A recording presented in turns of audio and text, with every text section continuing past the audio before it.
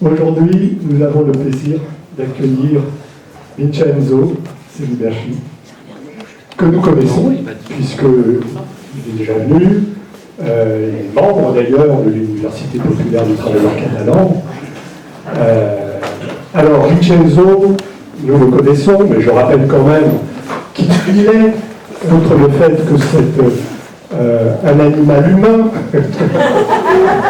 Il est aussi archéologue, préhistorien et primatologue, chercheur à l'Université de Perpignan, au département de préhistoire du Musée national d'histoire naturelle de Paris, au sein de l'UMR 7174 du CNRS et du Centre européen de recherche préhistorique de Trotavel, attaché à l'Institut italien de paléontologie humaine de Rome, puisque vous avez remarqué qu'il avait un accent italien. Oui, vous avez remarqué. Il est passé inaperçu, c'est raté. Il a participé personnellement dirigé plusieurs campagnes de fouilles et d'études d'industrie lithique en Afrique, en Asie, en Océanie et dans plusieurs pays européens. Son laboratoire, ce sont évidemment les fouilles dans lesquelles il fait ressortir les traces de nos origines humaines. Il est chargé de l'encadrement des équipes pendant les campagnes de fouilles de la cône de l'Arago à Trotavel. Alors, ce soir, Vincenzo ne va pas nous parler particulièrement de paléontologie humaine, mais, oui, un peu quand même, mais il va d'ailleurs nous dire quel lien il fait avec le thème de ce soir, qui portera sur les facultés cognitives et l'intelligence des animaux. C'est effectivement un sujet qui a quelque chose à voir avec nos origines, puisque nous avons, enfin on le sait depuis Darwin maintenant, depuis quelque temps, nous avons des origines animales. Donc c'est intéressant de voir un petit peu comment se comportent les animaux pour essayer de comprendre un peu comment se comportent les humains aujourd'hui. Il peut y avoir des liens. Voilà, alors je ne vais pas en dire beaucoup plus d'ailleurs, je vais vous laisser la parole et à l'issue donc de son intervention, de sa conférence, nous ouvrirons le débat. Toutes les questions seront bienvenues. Jean-Malik qui a fait une liste très très longue d'essais, pas forcément d'essais que je suis, mais voilà, d'essais que je fais. En fait, je m'amuse, c'est ça qui est bien. J'ai la chance de travailler et suivre ce qui ont été depuis toujours mes passions. Donc c'est pour ça là aujourd'hui que je suis mes passions. Donc pas simplement être devant vous, mais être dans les sièges du travailleur catalan et voilà, d'une institution qui a une histoire et qui nous bouge à passion et nous émue encore aujourd'hui. Donc pourquoi, juste pour commencer, pourquoi, comme il s'est demandé et comme il m'a déjà demandé Jean-Malik effectivement, pourquoi un archéologue, pourquoi un préhistorien, il doit parler d'intelligence et cognition animale. Bon, déjà, tout simplement, parce que je vais commencer dès suite à jouer des dialectiques avec Jean-Malik. Non, c'est pas que nous, on descend des animaux, on rassemble les animaux. Non, on est des animaux, tout simplement. On est évidemment des animaux humains, ce qui fait de nous probablement une branche très particulière, où il fait un animal un peu différent. Voilà, je vois déjà, et c'est ça qui est très bien, qui va être encore mieux, je vois des signes de distance et pas forcément d'adhésion, mais ça va être intéressant. Et c'est justement peut-être la clé de la question éternelle. Est-ce qu'on est des animaux, est-ce qu'on l'est pas? Donc d'après moi, oui, évidemment, on est des animaux, proprement parlé, et si on se tient tout simplement à un raisonnement scientifique, on n'est pas casable dans un autre royaume que ce ne soit pas le royaume animal, finalement. Que je sache, on n'est pas des animaux, je la connais avec un cœur de pierre, mais on n'est pas des animaux, on n'est pas des champignons, on n'est pas des mousses, que je sache, on n'est pas des plantes, il y a des belles fleurs parmi vous, mais on n'est pas non plus des plantes. Donc évidemment, au moins d'avoir une telle prétention de créer la grande catégorie des hommes, finalement, on est des animaux. Donc pourquoi, en revenant à ça, un archéologue s'intéresse à l'intelligence et à la cognition des animaux? Mais tout simplement, parce que depuis toujours, je travaille surtout sur celles qui sont les comportements et les modes de vie des hominidés. Donc les tout premiers ancêtres de l'homme, comment ils ont évolué, comment ils ont vécu, comment leurs modes de vie ont pu conditionner l'environnement, comment ils se sont adaptés. Jean-Malik m'a fait une belle passe en parlant de Darwin. Il y a quelques jours, c'était l'anniversaire de la publication de l'origine des espèces, finalement, donc fondamental pilier pour la compréhension de ce qu'on est et surtout d'où on va, finalement. Et donc, pour savoir d'où on vient, et encore mieux pour savoir d'où on va, depuis toujours, je me suis intéressé à comment les hominidés qui nous ont précédés, à partir évidemment de 7 millions d'années, mais en reculant vachement plus en arrière, comment ils sont venus à développer l'intelligence telle d'utiliser des outils, taillés ou pas, pour modifier l'environnement. Donc comment, en fait, l'utilisation des outils, que ce soit végétal, animal ou minéral, comment ils peuvent être employés par les hominidés, ou par les hommes qui nous ont précédés, pour modifier l'environnement, pour les plier à ses volontés, donc tout simplement pour survivre. Évidemment, ça c'est la question scientifique qui m'a interpellé le plus, et évidemment aussi, tout naturellement, c'est aussi l'effet de constater que probablement ces discours sur la supériorité d'une espèce sur les autres, ça dure depuis toujours. Il a été hyper mal interprété, hyper mal utilisé. Vous connaissez sûrement, peut-être pas tout en détail de la loutre du Canada, au moins j'espère, sinon je ne pourrais pas raconter les choses, mais vous avez toutes et tous entendu parler du Néandertal et de l'Homo sapiens. Donc vous savez que depuis toujours, on a voulu bien dire, et bien laisser planer la certitude presque que les sapiens, donc nous, qui ont déjà été tellement pré-sapiens, quelque part, ou tellement pré-modestes, de nous autodéfinir les hommes savants. Donc on a décidé qu'on était les hommes plus sages que les autres. Donc déjà, c'est quand même pas mal à propos de modestie. Et en tout cas, on a toujours dit que quand l'Homo sapiens arrive en Europe, finalement, il va finalement faire disparaître totalement les Néandertals. Donc ça veut dire quoi? Ça veut dire quelque part accepter l'idée qu'une espèce qui arrive et qui est plus évoluée, plus intelligente, plus forte physiquement, il peut exterminer une autre espèce sans aucun problème, parce que c'est la nature qui fait ça. Donc quelque part, s'épier aux lois de la nature, ça veut dire quelque part et au fond, vouloir justifier toute une série d'abus et de choses. Donc les thèmes de la conférence, je sais qu'on ne peut pas forcément être d'accord sur tout, mais c'est ça qui est bien, ça va stimuler les débats. Donc, justement, je ne vais pas mettre aujourd'hui, ce soir, en compétition l'intelligence humaine et l'intelligence des animaux. On n'est pas là pour dire qu'on est plus ou moins intelligent. Je veux juste que vous m'aider à réfléchir sur le fait que si on continue à se retenir supérieur aux plus intelligents que les animaux, en fait, quelque part et inconsciemment, on va accepter toute une série d'abus, des surplus, des maltraitances sur les animaux. Si on continue à les considérer comme des êtres pas tout à fait comme nous, évidemment, plein de choses qu'on peut définir comme culturelles, donc plein des aberrations, à mon point de vue, comme la vivisection, comme la corrida aussi, comme les zoos, comme les cirques, comme plein d'exploitations, voilà, des maltraitances des animaux, on peut dire, oui, mais de toute façon, nous, on est des hommes, donc on est des animaux supérieurs, on a un droit, peut-être des fois même divin, pour effectuer, mettre en action cette supériorité. Donc le but d'aujourd'hui, c'est justement essayer de voir, je ne suis pas là avec la prétention de vous convaincre de quelque chose, on va juste essayer de réfléchir sur déjà qu'est-ce que c'est l'intelligence. Donc quand on parle de qui est plus intelligent entre les hommes et les animaux, ben, voyons et c'est laquelle la définition qu'on peut donner d'intelligence, voyons qu'est-ce qu'on peut donner comme intelligence, si c'est possible, construire une espèce de hiérarchie d'intelligence. Qui nous dit qu'on est plus intelligent d'autres? Vous connaissez tous Nadal, et tous à propos des choses. Évidemment, si on joue au tennis, il va me défoncer. Et si l'expression est plus qui est juste. Mais probablement, si on joue aux échecs, ben, je pense que Nadal, il n'y a pas assez de chance. Donc, ça ne fait pas de moi quelqu'un plus intelligent que Nadal. Évidemment, je ne saurais jamais dire ça. C'est juste qu'on a une intelligence différente selon les actions qu'on doit accomplir. Donc voilà, on essaye de voir tout ça. Et tout simplement, moi j'adore cette photo, juste pour rentrer en domaine. Est-ce que ça vous est déjà arrivé de vous émerveiller devant un très beau coucher de soleil? Là, sous les fonds, ce n'est pas notre merveilleux Canigou, bien enneigé, donc c'est pour ça que c'est bien fresqué. Et réfléchir, vaguer avec la tête, avec les pensées, avec l'intelligence, qu'est-ce que c'est au-delà. Eh bien, moi, je trouve cette photo extraordinaire. On est sur les autres plateaux d'Éthiopie, juste au-dessus de la vallée du Rift, un groupe des babouins gelada, une espèce qui d'ailleurs elle est presque éteinte, il en reste à peu près 300, donc ça veut dire que probablement d'ici à quelques années, il n'y aura plus.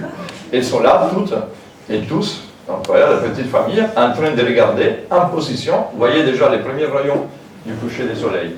Ils sont là pour assister au coucher du soleil. Donc déjà, ça fait, je ne vous dis plus que ça, hein, mais déjà, voilà, juste un mot de curiosité, qu'est-ce qui peut pousser une famille de Gelada presque tous les soirs se mettre là, à la même heure, pour regarder ce spectacle magnifique du coucher du soleil?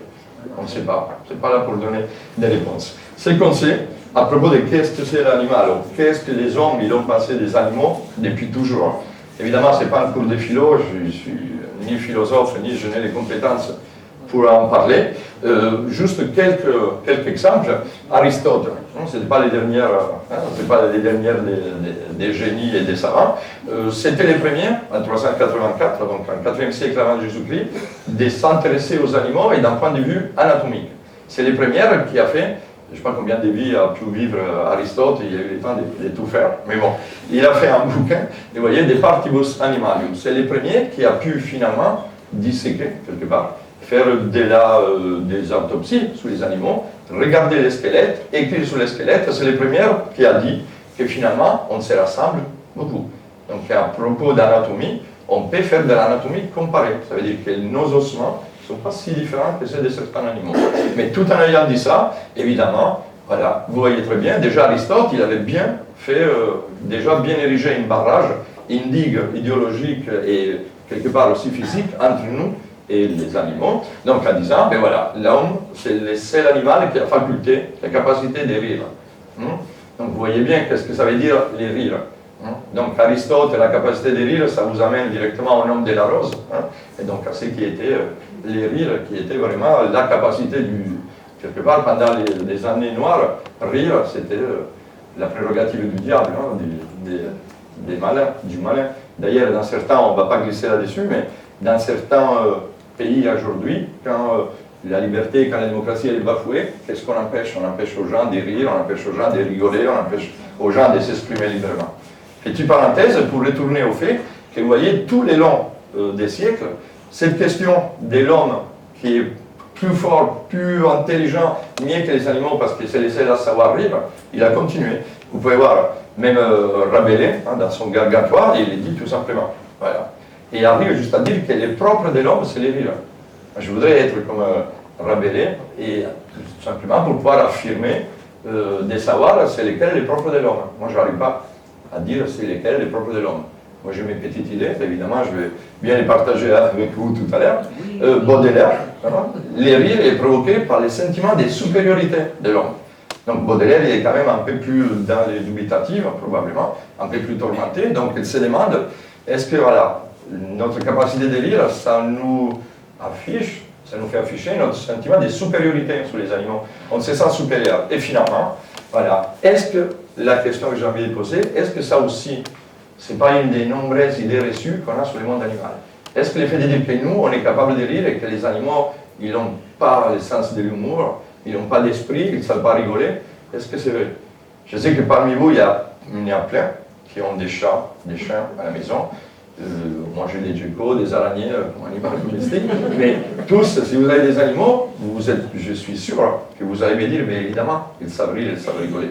Mais là, pour ne pas trop parler, je vais montrer aussi des exemples. Je ne vais pas que parler, heureusement pour vous. Je vais aussi montrer pas mal de vidéos, parce qu'évidemment, ce que je raconte, ça peut être aussi du blabla, mais des vidéos qui peuvent supporter ce que j'ai dit. Donc regardez cette scène, c'est, bon, évidemment, c'est une espèce de zoo, des jardins zoologiques, je n'aime pas forcément, mais bon, il faut se dire aussi que malheureusement, d'ici après, si on avait certains animaux dans les jardins zoologiques, dans les zoos, on ne les connaîtrait plus. Vous savez, encore une petite parenthèse, les koalas, les animaux trop mignons d'Australie, en 15 jours, les 80% de leur espèce étaient exterminés, rasés au sol par les feux. Donc ça fait que d'ici à quelques mois, probablement, la seule manière de voir encore des koalas vivants, ça va être aller les regarder dans certains zoos. Mais bon, petite parenthèse, il y a quelqu'un qui a décidé de s'amuser avec un orang-outan. Donc, lui faire un petit jeu de prestige, lui mettre une petite baie, un petit végétal dans les gobelets, regardez l'expression de l'orange hyper bien courir à ce qu'il arrive. Petit jeu de magie, il est où les petits végétales? Est-ce qu'il est encore là-dedans? Et non, il n'y est pas.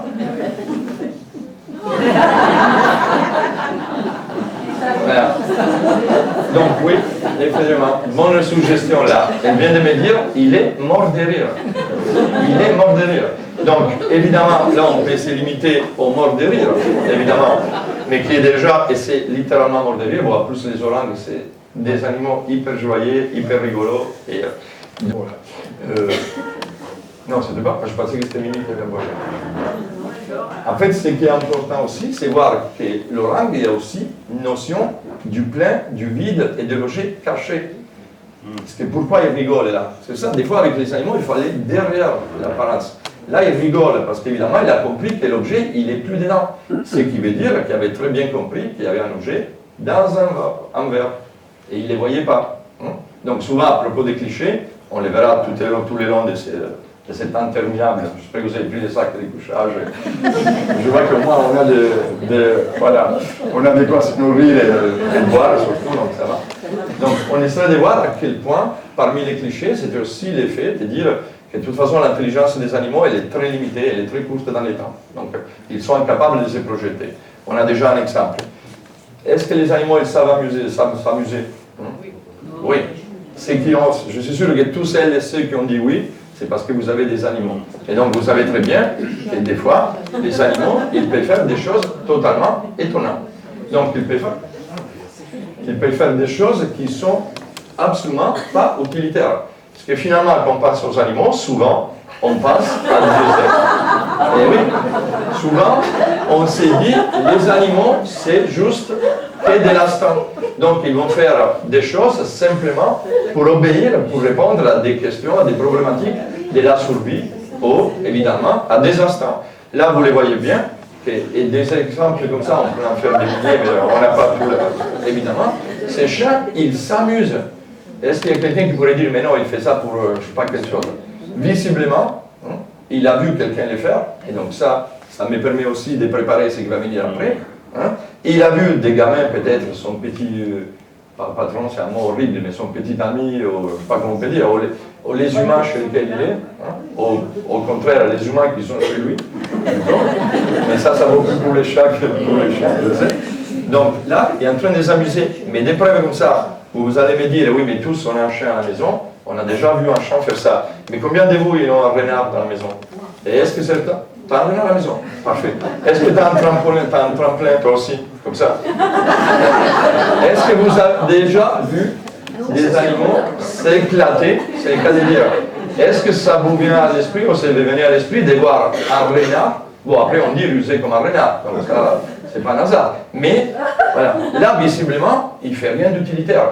Il n'est pas en train de chasser, il n'est pas en train de se sauver, de se cacher. Non, il s'amuse, tout simplement. Il sait jouer. Voilà. Et là, il colle sur ses jeux. Et en fait, donc, à propos, voilà, on m'avait expressément demandé sur le chat. Voilà. Et voilà.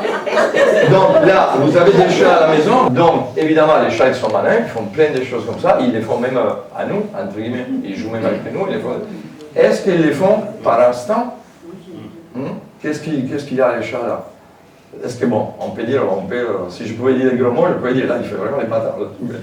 Mais qu'est-ce qu'il fait là? Vraiment, on dit qu'il s'amuse, tout simplement. Donc voilà, on ne va pas continuer avec les exemples, mais à propos, pour partir dans les discours, probablement, mais moi je suis très peu objective, l'animal le plus intelligent qui a jamais vécu, au moins jusqu'à maintenant. Je ne sais pas si vous avez entendu parler déjà des cocos. Coco, c'était, et malheureusement c'était, une femelle de gorille, adorable. Elle est morte le 19 juin de l'année dernière, mais à 42 ans. Donc pour les gorilles, c'était quand même une vénérable mamie d'à peu près 150 ans, si on veut faire les comparaisons. 47 ans. 47 ans, oui, pardon. Ouais. Ah oui, j'ai oublié qu'on a des mathématiciens parmi nous. Ça rigole. Oui, c'était un lapsus avec les 71, donc sa date de naissance. Effectivement, 47, oui, merci. Donc, Coco, si vous ne la connaissez pas, c'est juste une petite gorille qui est née en captivité. Il est né dans un zoo à San Francisco. Et depuis sa plus tendre âge, il avait quelques mois, une éthologue, Francine Patterson, il a décidé de travailler avec elle.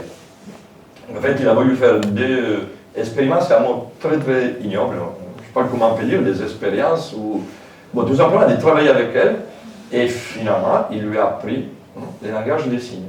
Coco, en fait, elle parlait, elle avait plus de, entre 1000 et 1500 signes, donc il arrivait à s'exprimer.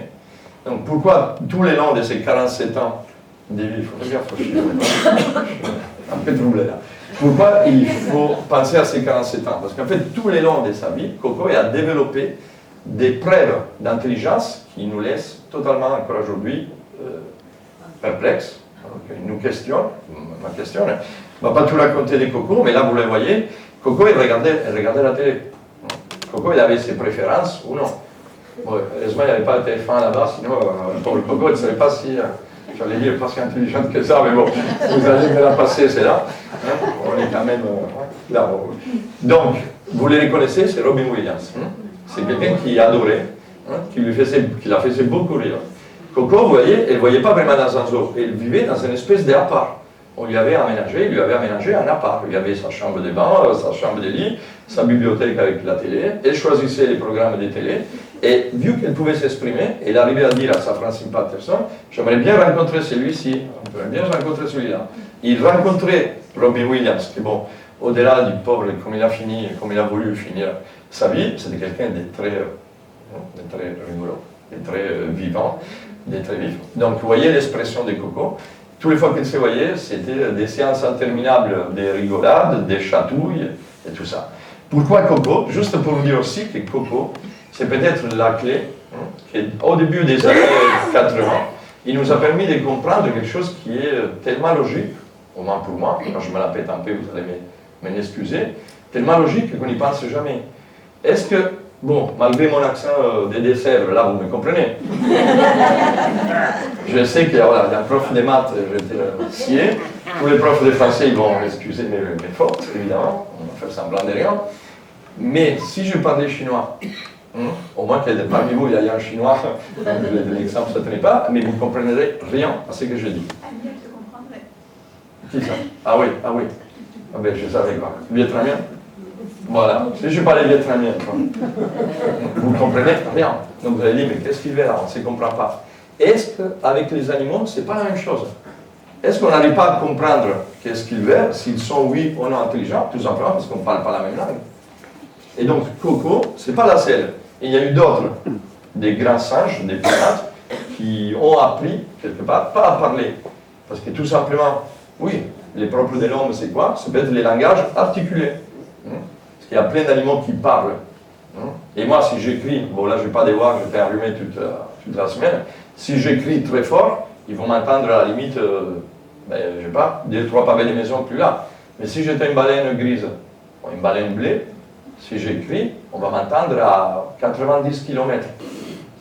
Donc en fait, l'homme, il parle, oui, mais on parle un langage articulé. Mais on les parle tout simplement parce qu'il y a eu 7 millions d'années d'évolution qui font que notre langue, elle peut bouger à l'intérieur d'un palais, n'est-ce pas? Et d'une voûte palatine bien confectionnée pour que les ondes, ça se produise. Si je prononce très bien, parce qu'on m'a fait un sacré travail, sinon je prononcerai mal certaines lettres.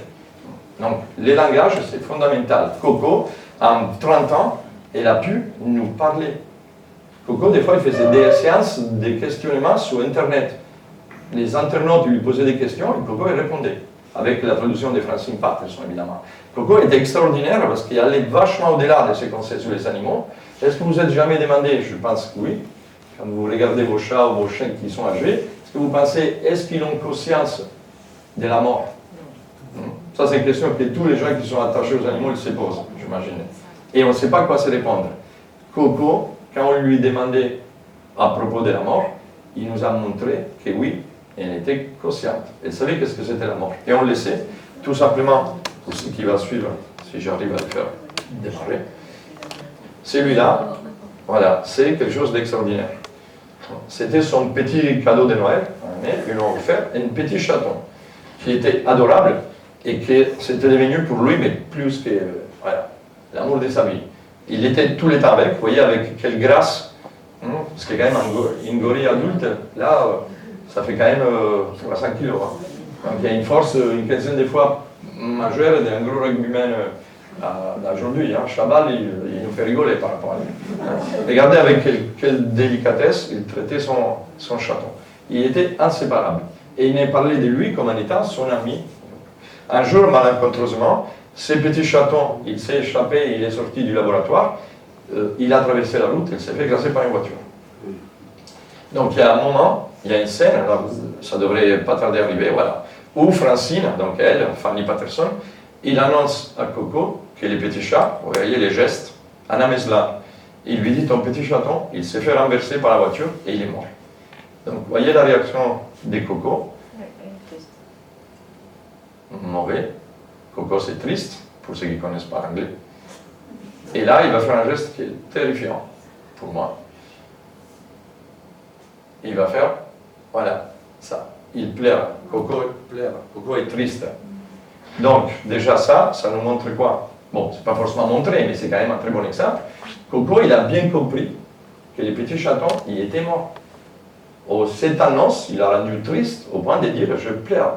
Donc déjà, vous voyez à quel point on peut aller loin en liant toutes les choses. Il est quand même capable d'associer la douleur à la tristesse et aux pleurs, aux larmes. Et en plus, ce qui est surprenant, pendant un bon moment, presque 3 ans après l'annonce, après que les petits chatons étaient morts, Coco n'a jamais pu parler des chats. Donc au point que Francine, elle disait, bon finalement il a oublié. Donc il n'était pas si attaché, ni si attentif autant que ça. Jusqu'à quand, par hasard, sur une pub à la télé, parce que bon, je vous rappelle qu'il regardait la télé, les footballs américains, peut-être qu'il comprenait les règles du football américain. Voilà. Et à un certain moment, il a vu dans une pub un petit chaton qui rassemblait à son chaton. Donc là, grosse crise de pleurs, grosse crise de tristesse, Francine qui arrive et qui essaie de le consoler comme nous on ferait aujourd'hui avec nos petits, hein, en disant mais non, il lui rassemble, mais c'est pas lui, ou peut-être c'est lui, il est mis arrière. Et Coco, c'est là qu'il dit mais non, il n'est pas là. Le petit chaton, il est là-haut. Il est dans les ciels. Voilà. Donc il y a une vidéo, oui, je sais, ça Nicole, on pourra discuter après, évidemment, mais c'est ça qui est bien. Ah oui, mais attends, je fais comme René, quoi, je vous regarde. Vous êtes devant moi, je vais profiter. Oui, non, je ne suis pas un conférencier qui regarde dans les vides. J'aime bien regarder vos réactions pour préparer les questions après, les réponses. Oui, évidemment, on peut se dire, on peut me dire, mais c'est pour ça que j'ai choisi Coco au début, tous leurs gestes, toutes leurs preuves d'intelligence, ils peuvent être induits, évidemment. Mais pour Coco, je vais dire, on a plein d'exemples. Bon, mais une conférence sur Coco, ça peut durer 3 jours et demi. Je ne sais pas si vous êtes équipés pour. Hein? On est assez devant, là. Ça peut résister. Mais voilà, l'effet de dire elle est en ciel, tout simplement, parce qu'avec elle, c'est le même système. Francine ou les autres chercheurs, ils parlaient comme ils parlaient à un être humain. Voilà. Donc en fait, ils ont appris les concepts d'un chercheur qui n'est plus là, parce qu'il est mort. Et quelqu'un a dû dire tout simplement, ben, il est mort, il est parti au ciel. On les fait aux gamins. Quand un petit gamin nous explique elle est où, Bismami, je ne sais pas quoi, on a peur de lui expliquer qu'est-ce que c'est. Combien de fois il nous dit, ben, elle est volée au ciel. C'est un truc très simple pour échapper à la question.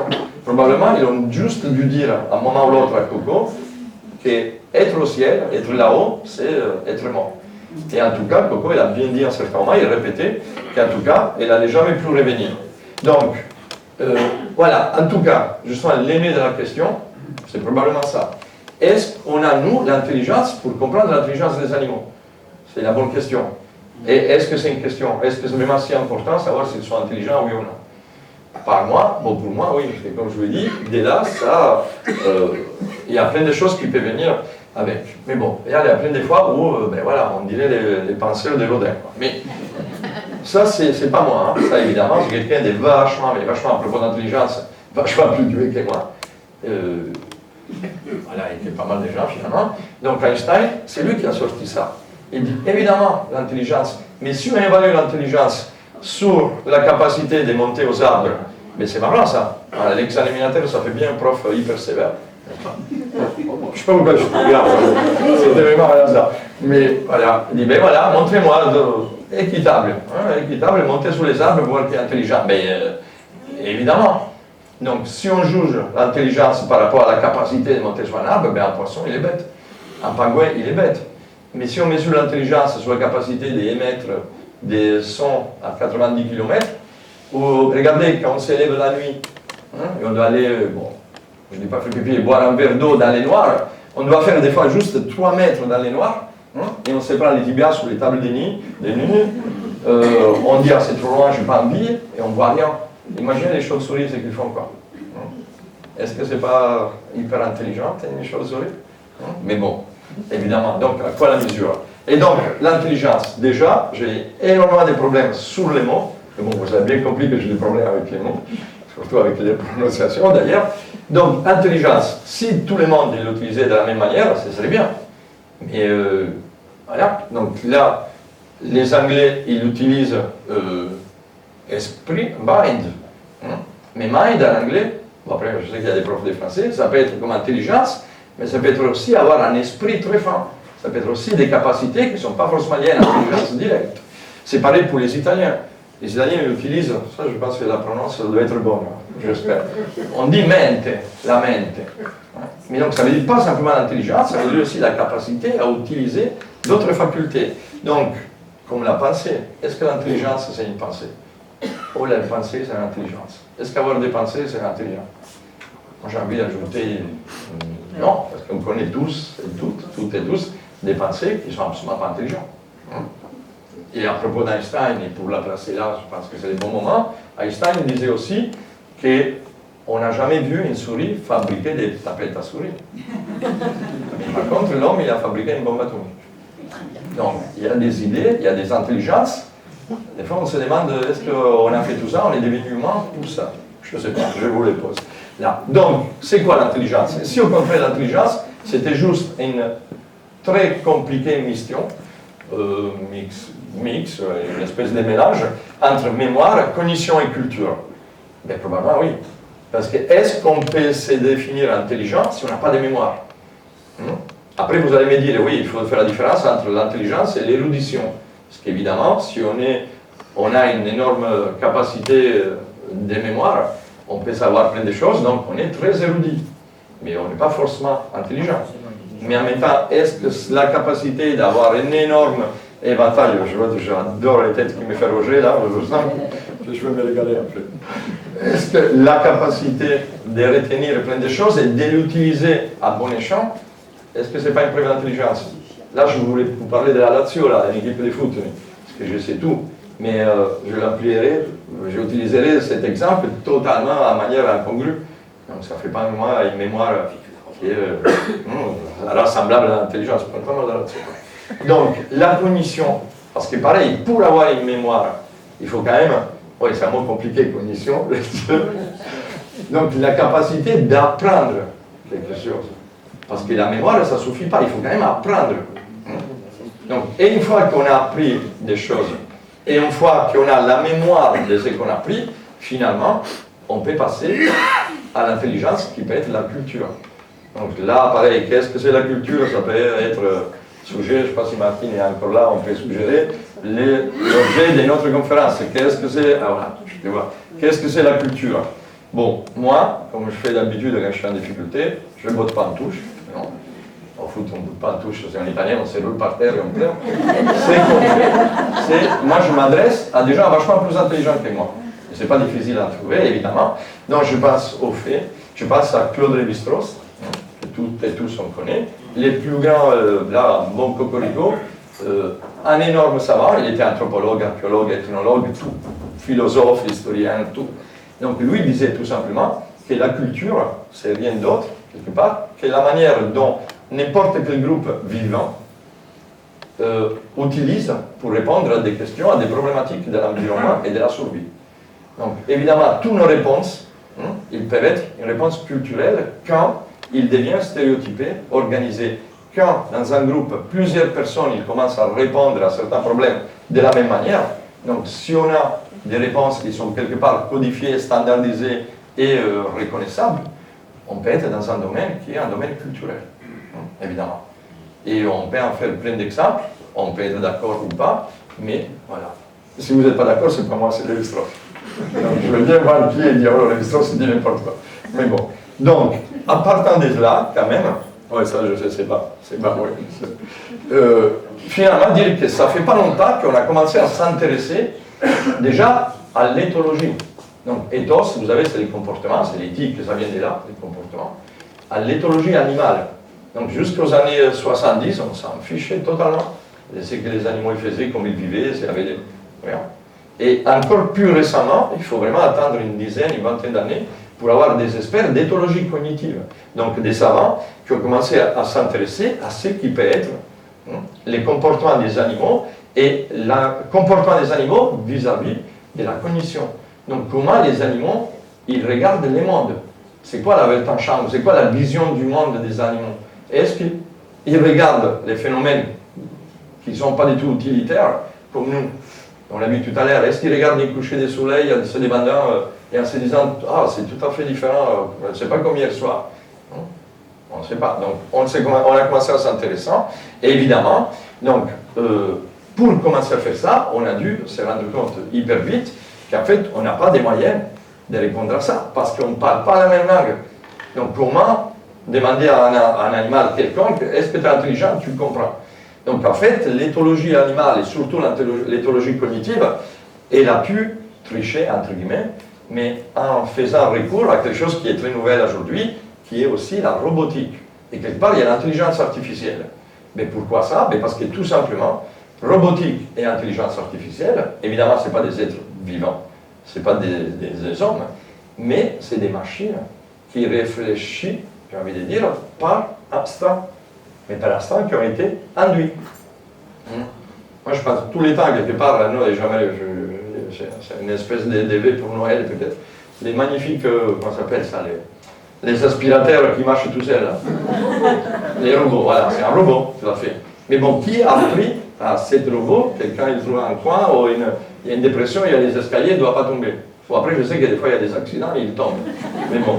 Mais ce qui est bien, parce que ça montre que quelque part, même quand on travaille et qu'on réfléchit que pour l'instant, finalement, à un moment, on ne va pas tout faire par l'instant. On ne va pas faire de manière totalement instinctive, totalement induite, totalement générée. Des fois, on peut faire autre chose. Et d'ailleurs, c'est pour ça qu'il y a quelques années, une expérience, j'ai toujours, voilà, je vous l'ai dit tout à l'heure, je suis toujours gêné de dire ça, une expérience a été créée, en fait, pour observer un groupe des macaques, des cercopithèques, c'est des singes qu'on considère moins évolués que les grands singes, donc que nous, évidemment, au nord des Landes. Donc des chercheurs, ils ont mis parmi eux celui-là. Donc celui-là, ça semble une petite macaque à tête noire, mais ce n'est pas du tout une, c'est un robot, mais qui est très bien fait. Ces robots, il espionnait, entre guillemets, leur vie, vous voyez leur comportement, comme ça fonctionnait. À un bout de moment, les robots, il a fait comme notre aspirateur qui roule. Il n'a pas vu la falaise, il s'est scratché, vous l'avez vu. Et alors, ce qui était intéressant là, c'est voir les réactions de tous les groupes. En n'ayant pas du tout compris que c'est un robot, mais en ayant adopté comme en étant un délire, ils font un comportement qui est des deuils.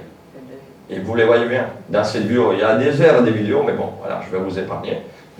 À fur et à mesure, tous les membres du groupe, ils vont les voir. Et c'est à leur manière, ils lui disent au revoir à leur manière. Ils les reniflent, ils font des bulles, des bisous, ils les touchent. Il y a des plus, comment dire, courageux ou des moins courageux qui les secouent pour dire allez, reviens, vis.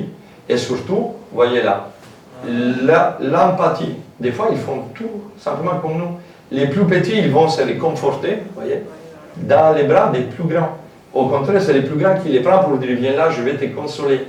Donc, ces comportements qui sont plus individuels, mais c'est culturel, parce que ça va ça va affecter tous les groupes, vous voyez, ça continue. Ça montre bien, pas simplement qu'ils ont un sens très développé d'empathie. Donc vous avez, vous rappelez la différence entre sympathie et empathie. Sympathie, on peut être poussé à rire, à rigoler si quelqu'un d'autre rit, tout simplement, si on voit quelqu'un d'autre rire. L'empathie, c'est sentir les raisons pour lesquelles l'autre il rigole, ou au contraire, et encore plus méchamment, je vais ajouter dans sa propre peau, l'empathie, c'est sentir la douleur de l'autre. Donc, c'est mettre dans sa peau. Donc, ce qui est arrivé à ces groupes. Donc, vous voyez, c'est un groupe très, très nombreux. Et cette espèce d'éveil funèbre, ça a duré 3 jours. 3 jours pendant lesquels tous les groupes, ils venaient les voir, ils allaient rendre hommage aux pauvres robots singes. Et ça continue comme ça. Donc, ça peut montrer aussi discussion qui est très très longue et très compliquée aussi, et oui, et aussi ils ont quand même les sentiments de la mort. Moi, voilà, on n'est pas là, d'accord, c'est pas sous les primates, mais moi je l'ai dit à vos amis, ça, moi j'ai vu des chimpanzés se suicider. J'ai vu un chimpanzé monter très haut sur un arbre et s'est laissé tomber. J'ai vu des scènes, des deuils, des connaissances de la mort terrifiantes. Voilà, je ne vais pas lister pour ne pas commencer à pleurer dès maintenant. Donc, mais oui, ça va, à un moment ou l'autre, ça va venir. Donc, évidemment, la question, c'est toutes celles-là. Donc, est-ce que cette intelligence, c'est dû à l'instant? Est-ce que c'est des comportements adaptatifs? On a cité Darwin, et c'est bien de les citer toujours et encore, juste pour éviter que les créationnismes et que ceux qui veulent détruire Darwin, ils puissent devenir un peu trop puissants. Est-ce que c'est les comportements adaptifs? Est-ce que l'intelligence, c'est la capacité de s'adapter? Darwin, il disait ça. Vous vous rappelez, la célèbre phrase qui a été attribuée à Darwin et qui est quelque part un peu extrapolée, c'est pas l'animal le plus fort, c'est lui qui survit, c'est celui qui s'adapte. Oui, évidemment. Mais en fait, depuis même le darwinisme, il a avancé. Est-ce qu'en fait, la capacité juste de s'adapter, c'est pas plutôt un synonyme de manque d'intelligence? Parce que la vraie intelligence, est-ce que c'est pas plutôt essayer aussi de changer ce qui nous entoure? Donc justement, et il est arrivé il y a 7 millions d'années, bon, disons 3 millions 3, est-ce que tous les petits brins des cerveaux d'intelligence en plus qu'il y a l'homme, c'est pas été cette capacité, il y a 3 millions 300 000 ans, de tailler des cailloux et de dire, bon, finalement, moi, je modifie la nature autour de moi. Est-ce que c'est comme le disait les mythes de Prométhéeus, est-ce que c'est l'effet, déjà, c'est surplus qui fait l'intelligence? Avec l'effet, l'homme ne s'adapte pas à la nature, on la transforme. Avec l'effet, on cuit la nourriture, on est moins malade, on se réchauffe, on allonge les journées. Ça ne pleurait pas à EDF, ça, mais finalement, on n'a plus besoin de soi. Mais bon, donc, est-ce que c'est forcément l'adaptation? Bon, je ne sais pas, mais pour voir tout ça, on va commencer de très loin.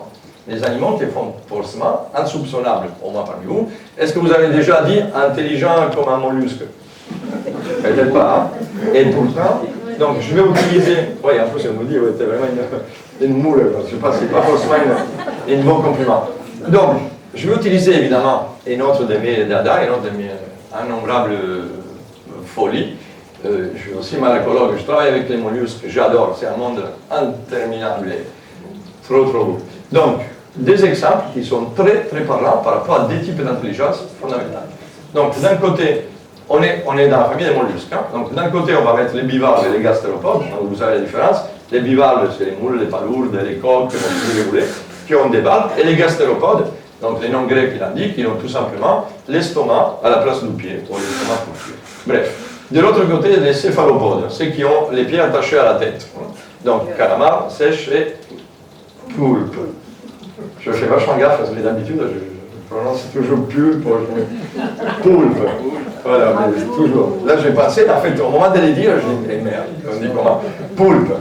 Donc, bivalves et gastéropodes, ils n'ont pas de système nerveux, tout simplement. Donc, si on n'a pas de système nerveux, évidemment, les porcs, ils ne peuvent pas avoir de mémoire.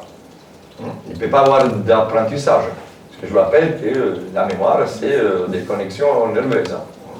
C'est des petites décharges électriques et que quand les fils vont en court-circuit, ben hop là, c'est fini. Donc, si on n'a pas de mémoire, pas d'apprentissage, il ne peut pas avoir de culture. On n'a jamais vu des moules du PSG se disputer avec une. Bon, je ne sais pas peut-être le bon exemple non plus, mais en fait, on ne peut pas se transmettre de la culture, des informations.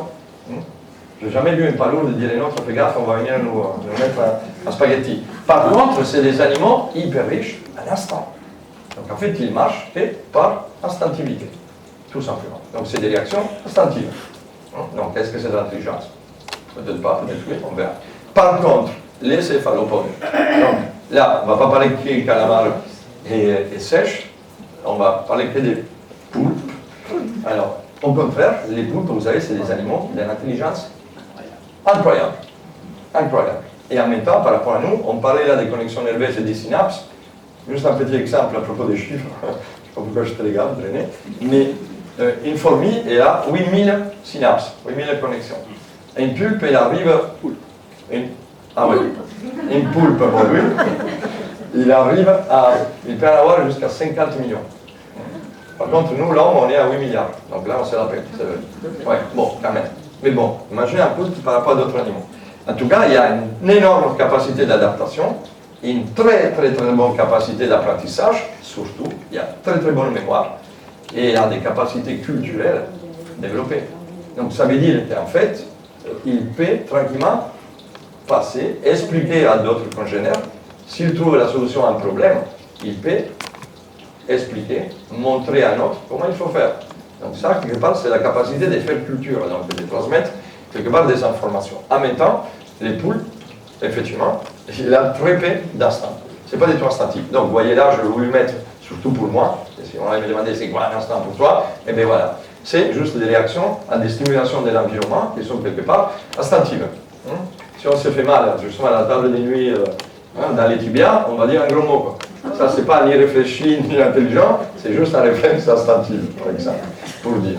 Donc, pourquoi des capacités particulières? Donc, un pulpe qui tombe, je ne sais pas si vous avez déjà vu un poulpe tomber dans une panier à pêcher ou quelque part, pas loin de la mer, il va inévitablement toujours se diriger dans la bonne direction. Toujours. Vous le mettez loin, vous le mettez à quelques centaines de mètres de la mer, vous le libérez, les pulpes, il va commencer à se diriger vers la mer. Les poulpes, ouais. Donc, et en fait, sur ça, on n'a pas encore de réponse. On ne sait pas comment il fait. Peut-être il sent l'eau de mer, probablement. Ouais. Peut-être il y a aussi la capacité de s'orienter avec des systèmes. À l'époque, elle était là. Imaginez qu'il a les nords, et tout simplement, vous savez, comme les boussoles, pour suivre les nords, c'est juste du magnétisme. Donc, ça suffit d'avoir des petits cailloux un peu magnétiques dans la tête, dans le corps, et on sait de quelle part il faut aller. Mais bon, ça, c'est juste un exemple. Ce qui est le plus particulier, c'est ça. C'est quelqu'un avec les poulpes, évidemment, ça se prête bien. On fait plein de choses particulières. Petite anecdote, là je lisais à Martine, et tout en faisant la pub à la librairie Torcatis qui nous a fourni pas mal de bouquins pour ce soir sur les thèmes des animaux. Je disais à Martine et à d'autres, ils le savent, j'avais voulu finir mon bouquin sur ça, sur l'intelligence animale pour être là ce soir, je n'ai pas eu le temps, ça viendra la prochaine fois, mais juste pour vous faire rigoler, les dernières festivités, j'étais chez ma famille, en Italie, quand j'étais gosse, encore maintenant, bon je sais c'est un peu dégueulasse, mais j'adore les poulpes. J'adore les seiches, j'adore les calamars. Mais là, j'étais en Italie et j'ai bossé sur la partie de mon bouquin sur les poulpes. Donc ça faisait, je sais pas, toute la journée que je travaillais sur les poulpes, je regardais des vidéos, j'écrivais et tout ça. Au moment où ma mère elle m'appelle, elle dit allez, viens, c'est prêt à manger. Elle me dit je vais faire quelque chose que tu vas adorer, je sais que tu adores. Donc elle a fait salade des poulpes en entrée, pâte aux poulpes et les poulpes à la planche. Voilà. Donc c'était catastrophique. Et ça m'a fait vraiment mal au cœur parce qu'en fait, est-ce que vous savez que nous on a un seul cerveau, évidemment. Mais les poulpes, bon, ils trichent un peu parce qu'il a un cerveau dans la tête, et après il a pour chacun de ses bras des terminations nerveuses hyper importantes, et surtout autonomes et indépendantes. Est-ce que vous avez déjà vu des poulpes se mimétiser, changer de couleur? Il y a probablement des choses à manger, ça je ne devrais pas non plus, mais les poulpes ils ne vont pas m'en vouloir. Si vous allez en choisir au pêcher, au magasin, prenez jamais des poulpes qui sont très sombres, très marrons, très bruns. Et ça veut dire qu'ils ont été hyper énervés, qu'ils ont senti qu'il allait être pêché, qu'il allait mourir, et donc ils se sont colorés de cette manière. Préférez toujours des poulpes qui sont vachement plus clairs, tout dans les blancs, tout dans les roses, tout ça. Ça, je ne devrais pas dire ça, c'est dégueulasse, mais bon. Voilà. Donc, cette capacité d'avoir l'indépendance de chaque bras, ça fait aussi quelque chose que nous, on n'arrive pas à faire. Et à propos des parenthèses, nous, on change de couleur. Là, notre ami Mamadi n'est pas là ce soir, mais avec lui, on rigole tous les temps. Et Mamadi, vous le savez, c'est les petits Guinéens. Et quand des fois, il me dit, oui, mais nous, les gens des couleurs. Moi, je dis, arrêtez avec ces conneries. Vous n'êtes pas des couleurs, vous êtes noirs. Il dit, nous, on est de toutes les couleurs. On peut être rouge, vert, vert des fois au dérage, violet d'indignation, je ne sais pas, jaune de je ne sais pas quoi. Oui, des maladies. Enfin, c'est quand on ne fait pas les grèves le 5 décembre. Mais bon, ça c'est autre chose, on peut être jaune. Et bon, mais on n'arrive pas difficilement à être mi-rouge, mi-vert. On n'arrive pas. Parce qu'en fait, nos gènes et les systèmes qui nous font changer le bleu de la peau, c'est juste lié pour nous à l'irrigation sanguine. Tout là, c'est juste quelque chose. Les pulpes, ils peuvent changer les couleurs de chacun de leurs bras. Ce n'est pas des tentacules, hein. On dit tout est en tentacule. Un poulpe, il a des bras. Les tentacules, littéralement, c'est les deux protubérances qui ont les sèches et les calamars. Mais pour les poulpes, c'est des bras. Donc bon, petite précision, ça ne sert à rien, mais bon, je vous dis que là, en ce moment, je suis encore dans les poulpes à fond. Donc, ils peuvent changer même une petite portion de leurs bras, parce que ça fonctionne comme nos télés à LED. Ça veut dire qu'ils sont doués de chromatophores. Ça veut dire que toutes les cellules de chacun de leurs bras, ils peuvent changer de couleur en s'adaptant à un environnement précis. Donc ça, c'est extraordinaire. Donc ça fait qu'un poulpe, évidemment, il y a une intelligence qui est celle de pouvoir aussi s'échapper, essayer, bon, avant de les mettre à la plancha, mais là, il faudra attendre les beaux jours, enfermé dans une boîte qui n'est pas juste fermée, qui est clapsée, mais qui est vissée. Regardez, donc voilà, on la mixe bien pour montrer, les pulpes, il est dedans, donc même si nous, on nous enferme dans une chambre, avant de voir où il y a la clé, comment on ouvre, on va réfléchir énormément. Les poulpes, de suite, regardez. Il met ses ventouses et il commence à tourner la boîte. Hyper vite, il a poussé, il a vu que ça n'ouvre pas, et il a dit, bon, je vais essayer de tourner. Et ça marche. Facilement, d'ailleurs. Bon, là, il va finir pour la lever. On s'est accordé pour qu'il fasse plus vite, mais bon, il n'est pas pressé, quoi. Oh, il m'a mal compris. Hein. Lui aussi, il n'a pas l'accent italien. Alors. Bon, en tout cas, vous avez compris les systèmes. Là, j'attends juste pour vous montrer que ce n'est pas une blague. Il va réussir à sortir de cette boîte. Est-ce qu'il va... Ah, voilà. Les couvercles bougent. Et il va sortir. En tout cas, voilà, ce qui est important aussi, qu'il peut gérer ses bras comme il veut. Il n'y a aucun problème. Il sort, il enlève les couvercles et en avant, comme on dit par chez nous. Il peut faire vachement plus compliqué. On les fait exprès, on est très sadique, mais pour comprendre si l'intelligence arrive à faire des choses, il faut bien les mettre à la preuve. Donc là, vous avez vu les petits aquariums en plexiglas, il est plein de surprises. Il y a des trous, des petits passages, des petites fissures. En fait, à l'autre bout, il y a une autre boîte, on est vraiment sadique, fermée, avec à l'intérieur un crabe. Les poulpes, il adore le crabe. Moi j'adore les poulpes, il adore les crabes. Donc voilà, on peut se manger. Donc évidemment, nous là, on peut dire, oui mais c'est facile. Il voit les trous, il voit les fissures, mais non. Parce qu'en fait, c'est du plexiglas, c'est du transparent. Donc là, il ne tâtonne pas. Quelque part, et il est doué. Déjà, d'une vue telle de comprendre qu'il y a du vide et du plein, qu'il faut passer en bas parce qu'en bas il y a des passages, qu'il faut monter en haut, qu'il faut faire tout un parcours. Donc, une fois de plus, ce n'est pas juste ce qu'on voit directement, ce n'est pas juste la capacité de se faufiler partout, c'est aussi l'effet qu'il y a une notion du plein, du vide, du passage. Donc, quelque part, avoir ces notions-là, ça peut vouloir dire aussi avoir une notion de l'espace, du positionnement dans l'espace. Avoir un positionnement sur l'espace et dans l'espace, ça veut dire aussi penser à 3D. Ce qui n'est pas donné à même. On connaît, hein, c'est certains êtres humains, ou animaux humains, d'ailleurs, animaux humains, en fait, suite à certaines maladies, à certaines problématiques, on perd cette capacité de voir, de se projeter en 3D. Il y a des gens, pour d'autres raisons, qui sont incapables d'imaginer une figure solide dans l'espace et de dire c'est les droites, obliques, l'épandage des objets à la fouille. Il y a des fouillères, vous en savez quelque chose, des fois. Donc lui, il arrive, et vous verrez qu'à la fin, le temps que je blablaterai, évidemment, blablaté, il a ouvert sa boîte et il a pu manger son crabe. À l'intérieur, quand vous ouvrez les poulpes, vous savez, il y a une bec qui est hyper dur. Les becs d'un poulpe, c'est quelque chose de... On n'y pense pas, parce qu'il n'attaque pas forcément, mais c'est super dur. Encore plus intelligent que là. Qu'est-ce qu'il fait d'après vous, ça? Ouais, il a pêché dans les cocos. Alors, justement, c'est peut-être dès là, hein, tous les petits déclics pour moi sur les poulpes, c'est arrivé il y a quelques années avec ça. Parce qu'en fait, je vous ai dit tout à l'heure, pour moi, ce qui est vraiment fondamental, ce qui pourrait avoir été les propres de l'homme, c'est la capacité d'utiliser les outils, ou tout simplement de transformer les outils. Donc, prendre de la matière végétale, animale ou minérale, s'en servir sans ou avec modification. Dans ce cas-là, qu'est-ce qu'il fait les poulpes? Il vit, à propos d'écologie, il vit dans un fond marin qui à l'époque il était richissime de poséidoniens, d'algues, des vies, des poissons, donc en fait des roches. Donc pour lui c'était très facile, par instinct ou par intelligence, caché dans des cavités de rocheuses, donc échapper aux prédateurs.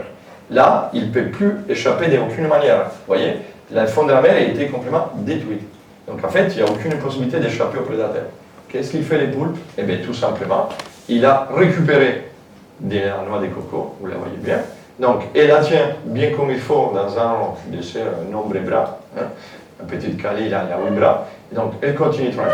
Et quand elle va voir un prédateur, ou quand elle va sentir probablement l'arrivée d'un prédateur, il va, que ça plaise ou non à d'autres, utiliser un outil, tout simplement. Il va utiliser on est en décalage, les doublages, ça ne marche pas. Entre ce que j'ai dit et les vidéos, j'aurais dû mieux me préparer. Il va utiliser cette noix de coco, tout simplement, pour s'y cacher dedans, dans un des deux parties, hein, et il va fermer l'autre, mais voilà, il va le faire, et tout simplement, une fois qu'il fait ça, eh bien, il est à l'abri. Donc en fait, il arrive à mettre en exécution une manière d'échapper au danger et aux prédateurs en utilisant quelque chose qui n'est pas instinctive, parce que ça ne fait pas partie de lui, et en utilisant quelque chose qui est absolument loin de lui. Des noix de coco. Et en plus, vous voyez, dire que je vais vous faire arriver, c'est presque vous convaincre. Je ne suis pas les gourous d'insectes. Bon. Mais non, pas du tout. Mais pour dire que là, il y a en fait cette capacité qu'on a toujours rapprochée aux animaux, de dire finalement que ce qui ne les rend pas intelligents, c'est juste l'incapacité de se projeter. Parce que nous, on sait qu'on est la faim tout à l'heure. Parce que là, vous allez dire que c'est quand qui arrête de parler, on a faim et soif. Mais vous savez qu'après, on va manger parce que vous voyez à manger. Mais si vous êtes en poulpe, vous ne voyez pas les dangers imminents. Donc, selon ce qu'on a toujours cru, si on voit les dangers imminents, on n'a pas besoin de se préparer. On manque des projections. On n'arrive pas à avancer, à anticiper un danger ou des actions qui... Et là, un poulpe, tout simplement, qui prend des noix de coco, il montre bien que oui, il essaie et il se prépare. Est-ce que vous avez déjà vu, oui, vous le dites tous les temps, je m'adresse à ceux qui ont des chats ou des chiens, vous dites tous les temps, oui, mon chat il rêve, mon chat il rêve. Vous les voyez, parce qu'ils bougent, ils ont les yeux qui font du REM, non, du Rapid Eye Movement, hein, donc la phase REM. Est-ce que vous avez déjà vu un poulpe rêver? Et voilà, après, hein, je suis trop fort, hein. Regardez-moi ça. Là, les poulpes, il est dans une piscine, dans un aquarium. Il est tout blanc, vous l'avez vu, parce qu'il est en pleine paix, quoi. Il dort, il est tranquille, il n'y a aucun danger, il sait qu'il n'y a aucun danger. Et vous voyez, vous allez voir, en même temps, tout en étant tranquille, en flottation, on dit comme ça? Flottement? Bon, il flotte. Compliqué ça. Donc il flotte tranquillement, donc il n'y a aucun danger, mais il va, vous voyez, il va changer ses mimétismes. Il va même faire sortir ce qui arrive des fois. Vous voyez, tout à l'heure, il était complètement lisse. Et là, à un certain moment, vous l'avez vu, il y a comme des pics, comme des crêtes qui ont apparu. En fait, ça, il utilise quand il est en danger, pour sembler plus agressif, plus costaud. Donc ça, évidemment, quand on a vu ça la première fois, on a dit, ben oui, il est en train de rêver. Donc c'est dans les rêves, probablement, qu'il se mimétise ou qu'il se met plus fort. C'est une réaction qui est absolument pas instinctive, pas utilitaire, ça sert à rien. Donc, vous allez me dire, oui, ben, on dit comme ça, mais c'est chercher, il raconte tout et n'importe quoi. Oui, c'est vrai qu'on raconte tout et n'importe quoi, mais souvent, quand on raconte n'importe quoi, on essaie de dire pourquoi on raconte des choses. Et là, après ça, évidemment, quand on a vu ça, ils ont fait des expériments pas méchants. La célèbre phrase « aucun animal été maltraité dans ces films », blablabla. En fait, ils lui ont mis des électrodes pour évaluer, justement, la capacité, la quantité des petits passages électriques, donc des petites impulsions dans son cerveau. Et donc, effectivement, ça ne correspondait pas du tout à un état d'éveil, un état de sommeil, mais correspondait à des états qui sont les nôtres, qui sont celles que nous on a quand on rêve et on fait des choses. Dans les rêves, on crie, on se dispute, on a peur, on court, on se fatigue, on se réveille très fatigué parce que qu'est-ce que j'ai couru cette nuit dans les rêves. C'est pareil. Donc ça peut être aussi extraordinaire. Donc tout ça, les mollusques, les poulpes et tout ça, ça nous ramène déjà à une première, pas conclusion, mais un premier verdict, entre guillemets. C'est que les bivalves et les gastéropodes, ils vivent quand même dans un environnement très monotone, assez prévisible quelque part. Donc en fait, ils n'ont pas besoin de réagir à des sollicitations. Pardon. à des sollicitations, à des problèmes environnementaux. Ils ont toujours les mêmes trucs. Et nous, il est attaché avec son petit cordelette, là. Imaginez les discours entre nous, ça va toi? Oui, et toi? Ben oui. Ça va aujourd'hui? Ben oui, comme hier, en attendant qu'elle nous ramasse pour manger, ben il n'y a rien qui se passe. Donc en fait, en vivant dans les mêmes environnements, les mêmes habitats et tout, en fait, ça ne développe pas des réponses d'intelligence. Donc en fait, il développe ce qu'on appelle une intelligence d'espèce. Donc ça veut dire quelque chose qui est très standardisé, mais qui est plus instant qu'intelligent. Par contre, les poulpes, c'est des animaux généralistes. Ils vivent partout, ils peuvent aller partout. Ils explorent leur environnement, ils sont sollicités à plein de contraintes, à plein de problèmes. Donc évidemment, ils doivent s'adapter, oui, et développer des solutions, des réponses à chaque problème qui peut leur arriver. Donc en fait, ils développent de la mémoire, ils ont besoin d'avoir une capacité d'apprentissage pour tout ça, et évidemment, de l'adaptation. Donc, on peut voir tout ça, à propos des choses intéressantes scientifiquement, mais bon, en cargolade, c'est pas mal non plus. À propos d'intelligence d'espèce, je vous propose aussi, pour, si vous ne me croyez pas, mais vous allez me faire plaisir, par moi, certains d'entre vous ils vont me croire, les amis, voilà, des petites expériences que vous pouvez faire vous-même, tranquillement, pour voir ça. Donc, regardez un animal, en fait, comme, voilà, un petit, une grande grille, un Helix asperse, qui a une intelligence d'espèce, en fait. Donc, il n'y a que des réactions instinctives, toujours des réponses pareilles, la même réponse au problème. Donc, parce qu'il est fait par assuéfaction. J'ai choisi des mots compliqués. Par habitude. Donc, faites ce qu'on appelle les tests de l'escargot. Ça, c'est facile, bon, avant la cargolade, parce qu'après, c'est pas la peine d'essayer quelque que ce soit. Donc, en fait, vous mettez un escargot sur une baguette, tout simplement, sur une branche d'arbre ou même sur une table, où vous voulez. Et en fait, quand il commence à marcher, vous tapez avec une petite baguette dessus. Il va sentir les vibrations, il va avoir peur, et par l'instant, il va se il va voilà. Ouais. Il va retourner dans sa coquille. C'est difficile avec le marche. Il va rentrer dans ça. Si vous continuez à taper encore, il va encore rentrer dans sa coquille. Vous pouvez le répéter plein de fois. En bout de moment, vous dites, oui, il va être intelligent, il va comprendre qu'il n'y a aucun danger. Et en fait, non. Il va toujours réfléchir, ou pas réfléchir, fonctionner par instant. Donc en fait, vous pouvez taper des milliers de fois, il va toujours continuer à rentrer, à se recroqueviller. Je vais essayer. Voilà. Apprécier l'effort quand même. Donc, et ça, c'est vraiment l'effet d'avoir des instants. Par contre, si on va à des animaux qui ont du mind, de l'esprit, de la capacité de réfléchir en premier, ça aussi c'est un expériment que je vous propose. Ça c'est encore plus simple. Tous les week-ends, quand il fait très beau, on est sur le canapé, on regarde. Ouvrez la fenêtre à moitié, s'il fait encore beau comme cette semaine. Est-ce que vous avez déjà vu les mouches? Combien de fois on l'a dit? Les mouches, elles sont bêtes. La fenêtre ouverte, l'autre moitié fermée. On peut passer des jours à essayer, on devient très ridicule avec les papiers, avec les et tout, pour faire sortir les mouches. Et elle va toujours continuer à se taper la tête sous la fenêtre fermée. Parce qu'en fait, par instant, elle ne comprend pas. Et elle ne va pas se rappeler, elle ne va pas avoir la mémoire qu'il y a un vitre, qui est transparent, ce n'est pas un poulpe. Voilà. Elle ne va pas comprendre que c'est transparent, mais c'est fermé. Elle va continuer à taper, et taper, et taper, toujours par instant, elle est bête. Par contre, est-ce que vous avez déjà vu, bon, si vous n'avez, c'est de la chance, parce qu'il y a tellement peu, est-ce que vous avez vu une abeille piégée dans la maison? L'abeille, elle sort de suite. Et non, et pas les guêpes. Mais ça dépend des guêpes, Dominique. Les guêpes maçons, oui. Mais il faut des allers-retours. Les autres guêpes, les méchantes, non. Mais bon, ça, pareil. On ne va pas faire de la discrimination entre guêpes. Marie, si vous regardez, ça va être compliqué, quoi. Ça va créer que les bras, une petite cause aux guêpes. Mais bon, on a déjà assez pour faire, pas les guêpes.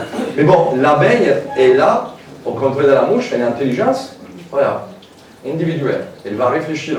Et paradoxalement, ce qui est très bien, l'intelligence individuelle de l'abeille, c'est pas parce qu'elle vit tout seule, c'est parce qu'elle vit en société.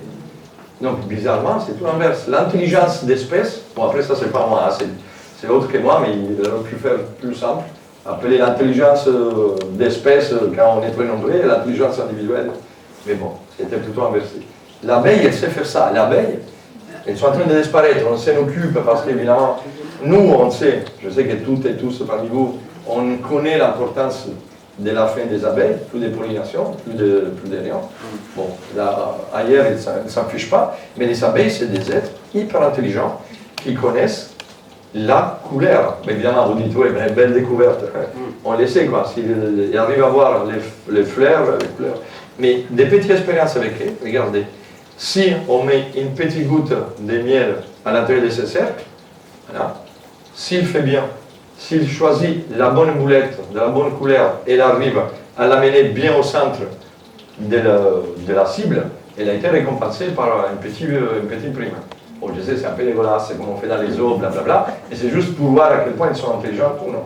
En fait, habilement, ils reconnaissent parfaitement quel type de boules il doit prendre. Quel type de couleur, avec combien de points. Donc, ils ne se trompent jamais. Par contre, si on met des mouches, bon, ça c'est autre chose. Ça va aller n'importe comment. Alors, toujours à propos des tests, voilà, d'expériences, si, bon, demain c'est samedi, on ne sait jamais, on dit, bon, voyons, c'est ce qu'il a raconté là, l'héritage, c'est vrai, ou c'est que du blabla. Vous avez tous et toutes des chats ou des chats à la maison. Donc là, évidemment, un chat qui met très cher, c'est pas les miens, mais c'est comme si, bon, on voyait les regards. Donc en fait, les chats, et là je sais que je vais vexer quelqu'un, mais bon, inévitable, c'est 50-50. Si on met à comparaison avec ce qu'on appelle les tests du détour, des chats et des chats, moi c'est difficile de prononcer bien les chats et les chats, c'est presque pareil. Donc i gatti e i cani, on va faire comme ça, lo spero e lo gatito. En fait, test de détour, c'est pas un grand savant finlandais comme d'hab, c'est juste, je vais oublier d'enlever la majuscule. Les détours, ça veut juste passer à côté. Vous avez tous vu en fait qu'un chat, si vous le mettez dans une problématique quelconque, le chat il va lever la tête, il va sauter, aucun problème. Quand on fait ça, imaginez un truc en plexiglas, bon je sais pourquoi mettre un truc en plexiglas pour tourner les pauvres bestioles, vous le mettez par à part un bon poulet rôti ou du jambon par exemple, qu'est-ce que vous voulez, devant ces plexiglas, vous mettez un bon chat et un chat. Là, je fais les mauvais exemples. J'adore les dalmatiens, mais ce n'est pas les chats les plus éveillés. Mais bon, vous mettez un chat et un chat. Donc en fait, là, je vous assure, il y avait un poulet. Là, on ne les voit pas, il est parti, mais il y a un poulet. Mais bon. Et donc en fait, comment ils vont réagir? Ben ça, les chats, il va se demander, mais comment je vais arriver à choper ces trucs à manger qui est de l'autre côté. Des fois, il va commencer à courir autour des parois. Mais il ne va pas réfléchir probablement en 3D. Il ne va pas dire la solution. Un chat, faites ça avec un chat. Un chat, il va regarder, il va mettre une fraction de seconde, il va lever la tête, et pim, pum, pam, il va sauter, il va aller bouffer les poulets. Donc, tout simplement. Et après, là, je ne suis pas là pour juger ou pour dire, parce que je disais que j'allais vexer, s'ils sont plus intelligents, les chats ou les chats. Mais ce qui est sûr, qu'un chat, il y a un positionnement dans l'espace, une relation au 3D, qui est vachement plus rapide, en tout cas, que les chats. À propos d'expériences bizarres, je ne pense pas que vous avez un orange à la maison, mais si vous n'avez, c'est illégal, hein, c'est pas possible. Mais, voilà. Mais plein d'expériences par rapport à la carte cognitive, donc à la capacité des animaux de se rappeler, la mémoire visuelle. Il y avait une vidéo magnifique, mais il est sorti, bon, un truc qui est sorti il y a quelques jours, sur un chimpanzé qui fait, vous avez les tests mnémoniques, c'est qu'on fait avec les gamins. On tourne les cartes et on regarde, après on les recouvre et on fait les binômes, ou au contraire. Là, un test, c'était un chimpanzé qui doit suivre en plus une série de chiffres, mais pas Fibonacci. Là, c'était 1, 2, 3, 4, 5 normalement. On les tourne et il doit reconstruire. Et bien, une fois de plus, on voit que les chimpanzés, ils sont vachement plus rapides que les autres. Mais en fait, les seuls problèmes qui ont une intelligence vachement plus développée que la nôtre, même en capacité mnémonique, de mémoire et de capacités cognitives, mais qui, en fait, comme ce serait pour un gamin de 7-8 ans. Après, nous, on avance. Pas tous, il y a qui devient président, mais bon. Et en fait, les chimpanzés restent à un certain niveau. Donc, c'est ça la problématique. Mais là, cette expérience, c'est avec un chimpanzé qui s'amusait, vous le voyez, et qui était absolument doué avec ses capacités cognitives de se rappeler les doubles. La question du positionnement dans l'espace, les formes géométriques, on dit, les cochons. Mais moi, je sais que là, bon, On ne va pas blesser les... Ah, bon, c'est pas... Ça, c'est bon. On ne sait pas à nous, là, on est en pleine polémique aussi, là, c'est pas de l'islamophobie, on parle des cochons, mais bon, on est obligé, quand même. Donc, on a toujours dit, on entend dire que les cochons sont intelligents. On le dit plein de fois, parce qu'on a vu plein de fois des trucs. C'est des trucs comme ça, quand on donne aux gamins. Des fois, on peut voir des nouveaux-nés, ou même plus adultes, ben, je parlais des adultes, qui, pour dessiner un caillou rond, ils font des rectangles. Venez voir au fouille les génies des formes géométriques. Là. Mais des fois, on a du mal à positionner des formes géométriques. Les cochons, ils arrivent tranquillement. C'est pareil, les cochons, ils travaillent à peu près mentalement, en capacité cognitive et en apprentissage, comme les chimpanzés, comme les grands singes. Ça veut dire que jusqu'à un certain niveau, ils sont même plus intelligents ou plus doués que les hommes. Mais après, malheureusement, ils stagnent. Donc, ils ne développent pas. Mais probablement, et je jette là comme ça à la réflexion, et on en parlera jeudi ou mardi, est-ce que c'est parce qu'ils n'ont pas besoin? Finalement, un cochon, là, il s'amuse, et là-dedans, il doit se dire, oui, mais ça m'apporte quoi de mettre... Je m'en fous. Donc, mais quand on a besoin, par contre, d'utiliser des outils, pareil, ça, c'est tout nouveau. Et comme d'hab, les découvertes majeures ou très importantes, souvent, ils arrivent tout près de chez nous. Donc, tous les fois que j'allais à Paris, c'était obligatoire à la promenade au jardin des plantes, à la ménagerie, où il y a ces petits cochons. Les bisaviens ou orthipigs, en fait, c'est très beau pour dire comme ça, c'est des petits cochons d'Indonésie. C'est une espèce de croisement entre nos sangliers et les cochons domestiques. Donc, vous voyez, ils sont tout plus petits, tout doudous, avec des canines entre les sangliers et les cochons domestiques. Ce qui a été vu dans la ménagerie, donc tout près de chez nous, c'est ça.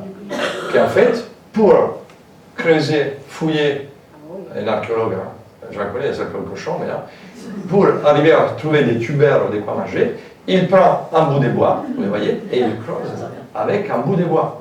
Donc là, pareil, c'est quelque chose qui semble totalement anodin, mais que pour les animaux et pour les cochons, c'était totalement extraordinaire. C'était la première fois qu'un cochon, il y a l'état plus ou moins naturel, entre guillemets, parce que là, il est dans un enclos qui est grand, donc il fait un trou. Il utilise des outils, et il fait des sacrés trous, vous voyez, en utilisant les bâtons comme une espèce de pelle. Donc ça, c'est encore plus l'utilisation d'un outil, donc quelque chose de très, très important, donc qui nous dit long, aussi sur leurs capacités. Donc toujours à propos des outils, et à propos des choses magnifiques, bon, il y a certains d'entre vous qui les connaissent déjà, Santino. Donc voilà. Autre petite anecdote, je sais que vous n'avez rien à cirer de ma vie, mais bon, juste pour remplir certains trucs. Quand ça a été découvert, en fait, Santino, c'est un mâle adulte. Je ne vais pas vous expliquer parce que c'est un mâle. Hein. Il y a des très jeunes parmi nous. Je ne sais pas si tu as le droit de regarder, toi, mais bon, c'est un mâle. D'ailleurs, à propos de ça, on les voit encore mieux quand il est vénère. Parce que vous avez déjà vu plein de fois les chats à la maison, quand ils s'énervent, quand ils veulent être menaçants, hérisser les poils. Pour sembler plus grands. Les chimpanzés, ils font pareil. Quand ils sont énervés, pour sembler agressifs, pour sembler plus dangereux, ils enflent les poils. Donc là, il y a les poils qui commencent à être hérissés, à peine. Ils commencent à montrer des signes d'agitation. Vous voyez ce que je veux dire. Mais en fait, quand ils sont vraiment très, très énervés, donc comme là, vous voyez bien, ils sont toujours en érection. Alors, on est entre adultes, et surtout avec, bon, tout est érigé, quoi. Voilà. Et les poils érigés. Donc, il fait grave. Qu'est-ce que c'est ça? Santino, il est au zoo, c'est en Norvège. Il est à Oslo. Il y a quelques années, donc, ils ont vu il y a 5 ans, 4 ans, bon, je ne sais plus, un moment, en fait, ils ont observé un comportement très très bizarre des Santino.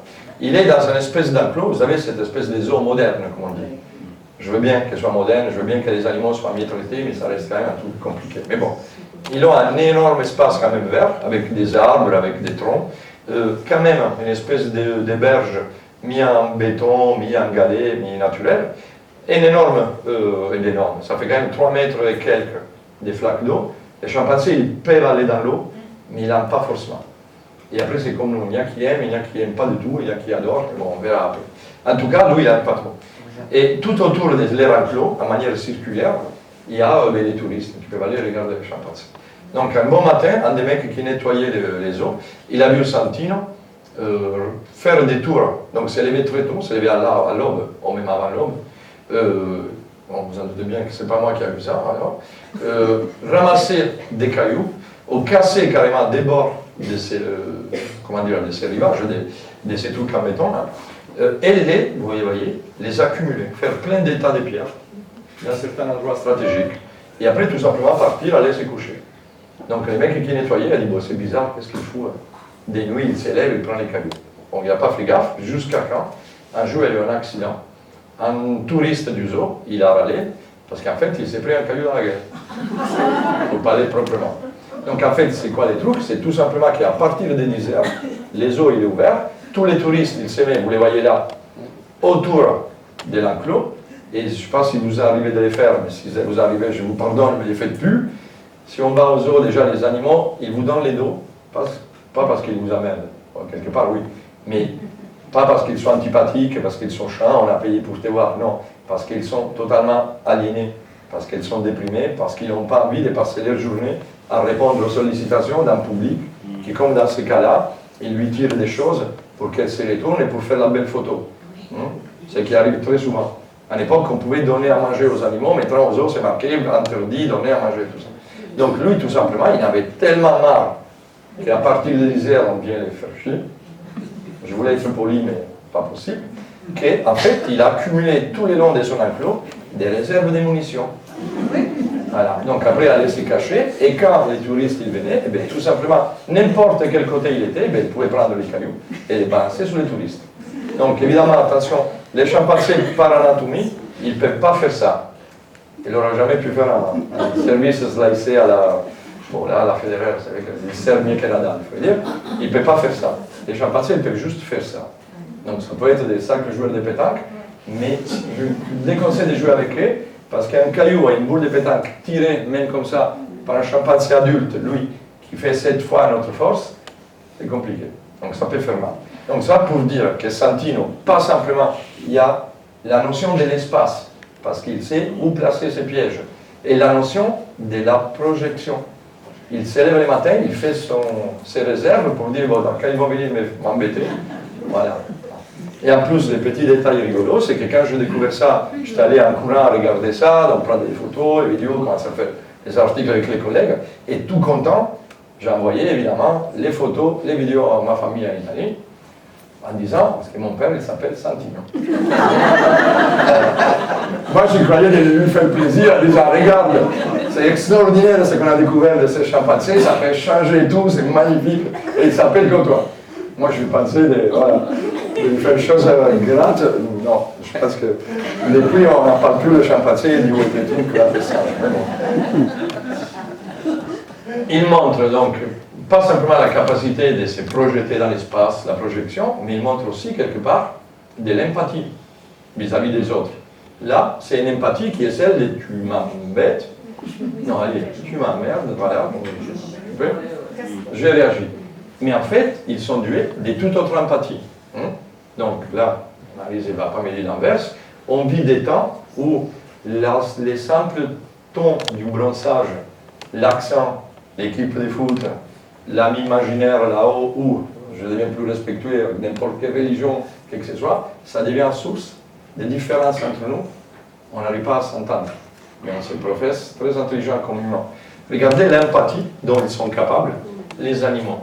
Regardez les rencontres entre un petit chat sur un bateau et des dauphins. Donc, vous connaissez les chats, évidemment, parce que vous l'avez à la maison. Là, vous allez voir qu'à un but de moment, bon, au début, il a fait peur, il est texte, parce qu'il dit, attends, qu'est-ce qu'il m'avait ces gros trucs là. Et après, finalement, il va jouer. Il va mettre la tête. Vous l'avez déjà vu, les chats avancer la tête pour faire des câlins. Et ce qui est extraordinaire, que ça continue, et à un but de moment, évidemment, les autres dauphins, ils vont venir. Donc, ça va changer. À un but de moment, les chats, ils vont commencer à jouer, donc à interagir en empathie, et en totale sécurité, là, il n'y a pas du danger, les dauphins ne vont pas se bouffer les chats, évidemment. Mais ils sont en empathie et en joue total. Donc, à un but de moment, probablement, les autres dauphins du groupe, ils vont dire aussi, ben oui, ben, il n'y a pas de problème, nous aussi on joue. Donc, c'est des choses, quand on les voit ça, évidemment, on ne réfléchit pas. On peut dire, dans ce moment, sur Internet, il y a plein de trucs comme ça, on dit, ouais, c'est mignon, c'est sympa. En fait, on ne sait jamais ce qui est derrière, ce qu'il y a derrière. Des fois, c'est très bien, des fois, c'est absolument pas beau. Je pense que pas mal d'entre vous, ils ont vu ces vidéos-là, qu'au début, il a fait dire, putain, qu'est-ce qu'ils sont intelligents. Ça, c'est un beluga, vous connaissez, hein, c'est très rare, c'est ce qu'on appelle erronément les dauphins blancs. Vous l'avez vu ça, hein. C'était pareil dans les mares de la Norvège, un équipage de la marine norvégienne, il joue au rugby avec un beluga. Comme nous, on pourrait faire avec un chien, on jette un bâton et les chiens, ils nous le ramènent. Donc, il veut jouer. Là, les trucs extraordinaires que c'est fait avec un beluga, hein, donc c'est quand même pas mal, qui va jouer avec les ballons de rugby et que souvent, il va les rendre à l'équipage. Donc là, il a pris. Donc, tout jouant et tout joué comme il est, il va redonner les ballons à l'équipage. Donc en fait, ça continue. À l'époque, quand il est sorti ces vidéos, il y a 2 semaines, tout le monde a dit voilà, une preuve d'intelligence, c'est incroyable, c'est beluga. Et malheureusement, non. Ce beluga, il s'appelle Vladimir.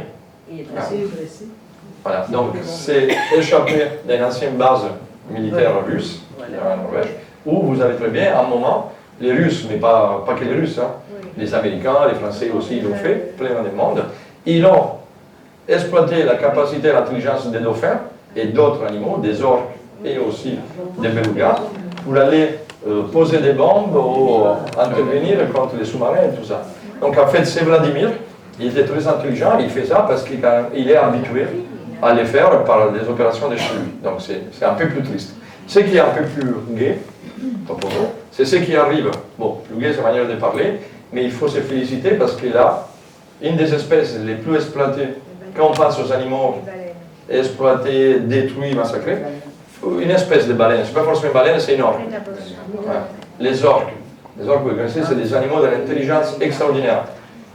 Après, on peut discuter sur ça, ils sont monogames à la vie, quoi. Donc, après, je ne sais pas si c'est de l'intelligence ou non, ça c'est toute autre question, chacun ses goûts. Mais bon, en tout cas, vous savez que les orques, c'est probablement les animaux les plus mal en point dans la planète. Tout simplement parce qu'un orque, à l'état naturel, il a un territoire d'environ, il peut arriver à presque 1000 km². Le territoire d'un orque, il est monstrueusement grand. Et en fait, quand on les prend, ils sont obligés de rester dans des petits enclos à orques, des petits baignoires à la con. De plus en plus de pays commencent, l'Angleterre, il a fait la semaine dernière, plus de bassins à orques chez eux. En France, on a encore des bassins à orques. Hein. Mais bon, pas étonnant, mais bon, ça c'est une autre question aussi. Donc cette orque-là, elle est née en captivité, elle n'a jamais vu la liberté. Mais probablement, il a dû avoir marre de manger tous les temps des petits poissons, des petits bouts des poissons, un repas très très répétitif. Donc qu'est-ce qu'il va faire? Et je vous rappelle qu'il est né là-dedans, il n'a jamais vu autre chose. Vous avez vu, il a recraché un petit poisson. Là, vous venez le voir. Il a utilisé un poisson comme appât. Voilà. Donc là aussi, ça semble un truc de rien, mais derrière, vous voyez combien d'intelligence il y a derrière. En fait, s'il travaillait, il fonctionnait par instant. Par instant, tu prends un poisson, tu les manges. Là, il a marre de manger toujours des petits trucs. Donc là, il garde les poissons, il veut varier son régime alimentaire, et il fait des pièges quand même. Il utilise les poissons comme un outil pour aller à la pêche. Donc c'est quand même quelque chose d'extraordinaire. Donc il y a déjà les concepts de je les jette, j'attends, je regarde qu'est-ce qui arrive. Mais ces concepts de savoir qu'est-ce qui arrive et d'être quelque part plus intelligent, de certaine manière, un peu plus doué. Donc encore un de ces maudits jardins zoologiques, c'est une chimpanzé que là il y a derrière le chimpanzé. J'arrive jamais à le prononcer. Chimpanzé qui est derrière un vitre, il y a un mec. Bon, je vais utiliser d'autres mots pour le définir, mais allez, un con. Allez, appelons un con, voilà, des fois, qui essaie de jouer avec lui. Donc en fait, il est singe, il fait les. Voilà. Et le chimpanzé, tout simplement, est en train de lui dire, de lui indiquer où il est, de loquer pour ouvrir la porte. Donc l'autre, il comprend. Vous voyez l'inversion des rôles. Donc là, c'est lui qui singe. C'est pas l'homme. C'est l'homme qui singe les singes. Parce que la singe lui dit, mais t'es con, regarde, prends ta main, va là et ouvre. Là, regarde. Et l'autre, il lui fait des gestes, il ne comprend pas. Donc le bon chimpanzé, il a un peu plus, il dit, mais c'est facile, mettez-moi là. À un moment, il dit, bon, essaie de ce côté-là, si tu n'arrives pas. Et à un moment, vous regardez la tête dépitée, là, il va vraiment se dire, bon, eh ben voilà. Là, voilà, vous les voyez dire, putain, ils sont cons, ces mecs. Ils sont cons, ces êtres humains. Donc là, c'est fondamental. Et ils font des choses extraordinaires. Les chimpanzés, bon, évidemment, vous savez, nous, bon, j'espère que Jackie, tu me regardes, mais c'est pas toi, hein, tous, nous tous, on partage avec les chimpanzés les 99% des ADN. Il n'y a que, en fait, 1% qui nous différencie des quoi. Donc en fait, on est quoi. Comme le disait Desmond Morris, un grandissime éthologue, on est des singes nus, tout simplement. On a perdu les poils, on s'est développé, blablabla, mais on est comme eux. Des fois, on voit des comportements à propos des cailloux. Donc là, un petit qui se promène dans la forêt avec un caillou. Qu'est-ce qu'il va bien faire avec un caillou? Tout simplement, parce que normalement, on sait depuis très très longtemps que dans des ambiances comme ça, des forêts primaires, bon là, il est totalement détruit par l'incendie, évidemment, mais il mange les noix des palmes. Mais pas les palmes pour faire l'huile qui sont destructives, celles qui sont à l'état naturel. Donc pour les casser, on a besoin des cailloux. On a déjà observé les chimpanzés faire des caches des cailloux. Ça veut dire plutôt que trouver un caillou et se promener comme les petits vers les noix, là quelqu'un lui dirait mais t'es con, tu ne vas pas prendre les cailloux et te déplacer sur plein des mètres. On fait l'inverse, tu prends tes noix et tu vas dans un endroit qui est les camps de base, l'atelier de travail, il y a les pierres, tout ce qu'il faut pour casser les noix. Mais là, on est dans un endroit qu'on connaît relativement bien, on est en Côte d'Ivoire, bon tu l'as pas reconnu mais il n'y a pas quelque chose à reconnaître, c'est la forêt des tailles. Et donc là, il a été observé un comportement totalement insolite. Là, ils ont commencé à stocker les cailloux, mais à remplir les arbres creux. On dit, bah, ça, pour moi c'est compliqué en français. Ils sont vidés, creux. Et en fait, pourquoi ils font ça? Alors, il y a plein de questions. Est-ce qu'ils l'ont fait pour avoir une réserve inépuisable des pierres? C'est la première réaction qu'on a. Est-ce qu'ils les font tout simplement parce qu'ils ont constaté que les arbres, après les incendies et qu'elles sont créées, ils tombent? Et donc, si les arbres tombent, ils ne peuvent plus monter, ils n'ont plus de fruits. Et donc, déjà ça, s'ils mettent des cailloux pour solidifier, ils les font mieux que les ponts en Italie, hein, ça c'est un peu méchant. Voilà, malheureusement, il faut les dire. Voilà. Donc, est-ce qu'ils font pour ça ou encore plus loin, hein, et en manière très imaginifique, est-ce qu'ils les font pour une espèce d'offrande? Est-ce que pour eux, dans cet arbre, il y a quelque chose auquel ils rapportent une offre? On ne sait pas. On ne va pas regarder la vidéo, elle est trop longue. C'est qu'on sait qu'en fait, les chimpanzés, on est là, ils ont une des preuves à l'époque, on disait comment on voit cet animal est intelligent, parce qu'il a conscience de soi, il se reconnaît. Pas tous les animaux, ils se reconnaissent au miroir. Pas tous les animaux, ils ont conscience de soi, parce que se reconnaître, ça veut dire savoir qui je suis. Et donc savoir qui je suis, quand on n'a pas l'album des photos de la naissance, la vidéo de la première communion, les premières, bon, blablabla, en fait, c'est compliqué de savoir qui on est. Ces petits chimpanzés, regardez, et on dirait, vous l'appelez les miteurs. Voilà. Ce qu'il fait, il se trouve tellement beau qu'il se reconnaît dans l'eau et il se jette des petits bisous. Donc, il est tout content d'être lui, il se regarde, il fait des petits grimaces et il se dit, oh, je suis très beau, je me donne des bisous. Donc en fait, il a conscience de soi. Bon, après il joue, il fait ce qu'il ferait n'importe quel gamin tout petit. Donc, la reconnaissance de soi, on le fait avec ce qu'on appelle les tests du miroir, c'est connu, ou les tests de Gallup. Si vous n'arrivez à ne pas vous faire griffer par un chat, par votre chat, et lui faire une croix avec un truc blanc sur la tête, vous le mettez devant un miroir et vous verrez de suite s'il sait que c'est lui ou non. Parce qu'évidemment, comme on fait avec les éléphants, quand on lui met une croix avec du plâtre, hein, donc ça va, c'est pas à l'eau, hein, au miroir, de suite, il va se reconnaître, il va mettre la trompe là pour dire attends, mais je suis sale, c'est quoi ce bordel? Donc en fait, on sait immédiatement qu'il sait que c'est lui. Il se reconnaît en disant ben, c'est moi, c'est lui dans le miroir, mais je suis différent que d'habitude, j'ai un truc. Donc ça, c'est un test pour voir s'il se reconnaît ou non. Et des fois, on n'y pense pas. Pas tous les animaux se reconnaissent. Donc il y a des vidéos, ça pourrait durer des plombs, mais je pense que je dois un peu accélérer quand même. On a mis, ils l'ont mis, moi je ne fais pas, évidemment, je ne peux pas être partout, un énorme miroir, vous le voyez, dans une forêt, dans une réserve, mais au Congo cette fois. Et donc en fait, ils ont filmé tous les comportements de plusieurs animaux. Donc évidemment, vous voyez, un des plus majestés des animaux qui existent, c'est un gorille des plaines du centre, avec la tête bien rouge. Voilà. Et donc en fait, chez les gorilles, c'est comme nous, on a pu voir qu'il y a certains qui se reconnaissent de suite, et d'autres qui vont charger les boucs. Alors, parce qu'ils voient que c'est un adversaire, que c'est un ennemi, donc ils rentrent en compétition. Et après, il y a d'autres animaux qui, en fait, qui passent tranquillement, ils s'en fichent, ils ne voient pas. On l'a vu que les animaux, donc là, ça c'est pas Baba, c'est un autre beau chat, mais on sait que les animaux rêvent. Alors les rêves, tout simplement, c'est juste la capacité, c'est tout ce qu'on a vu, de pouvoir se projeter ailleurs, d'avoir bien plus que l'esprit, que l'intelligence. Cet esprit, cette intelligence, on l'appelle comme on veut, ils ont à peu près tous les mammifères finalement. Beaucoup d'oiseaux, ils ont cet esprit-là. Des insectes et finalement des mollusques. Donc des choses totalement insoupçonnables. Ça, évidemment, je l'ai préparé parce que je savais que quelqu'un, comme ça on évite la question, est-ce que les propres de l'homme c'est l'art? En avançant, et vous, comment dire, j'avais dit pour vous niquer, mais on ne dit pas des gros mots. Non, voilà, pour détruire vos questions, probablement oui, les propres de l'art, les propres de l'homme c'est faire de l'art. Parce que pas mal d'animaux, ils font de l'art, mais c'est toujours finaliser à quelque chose.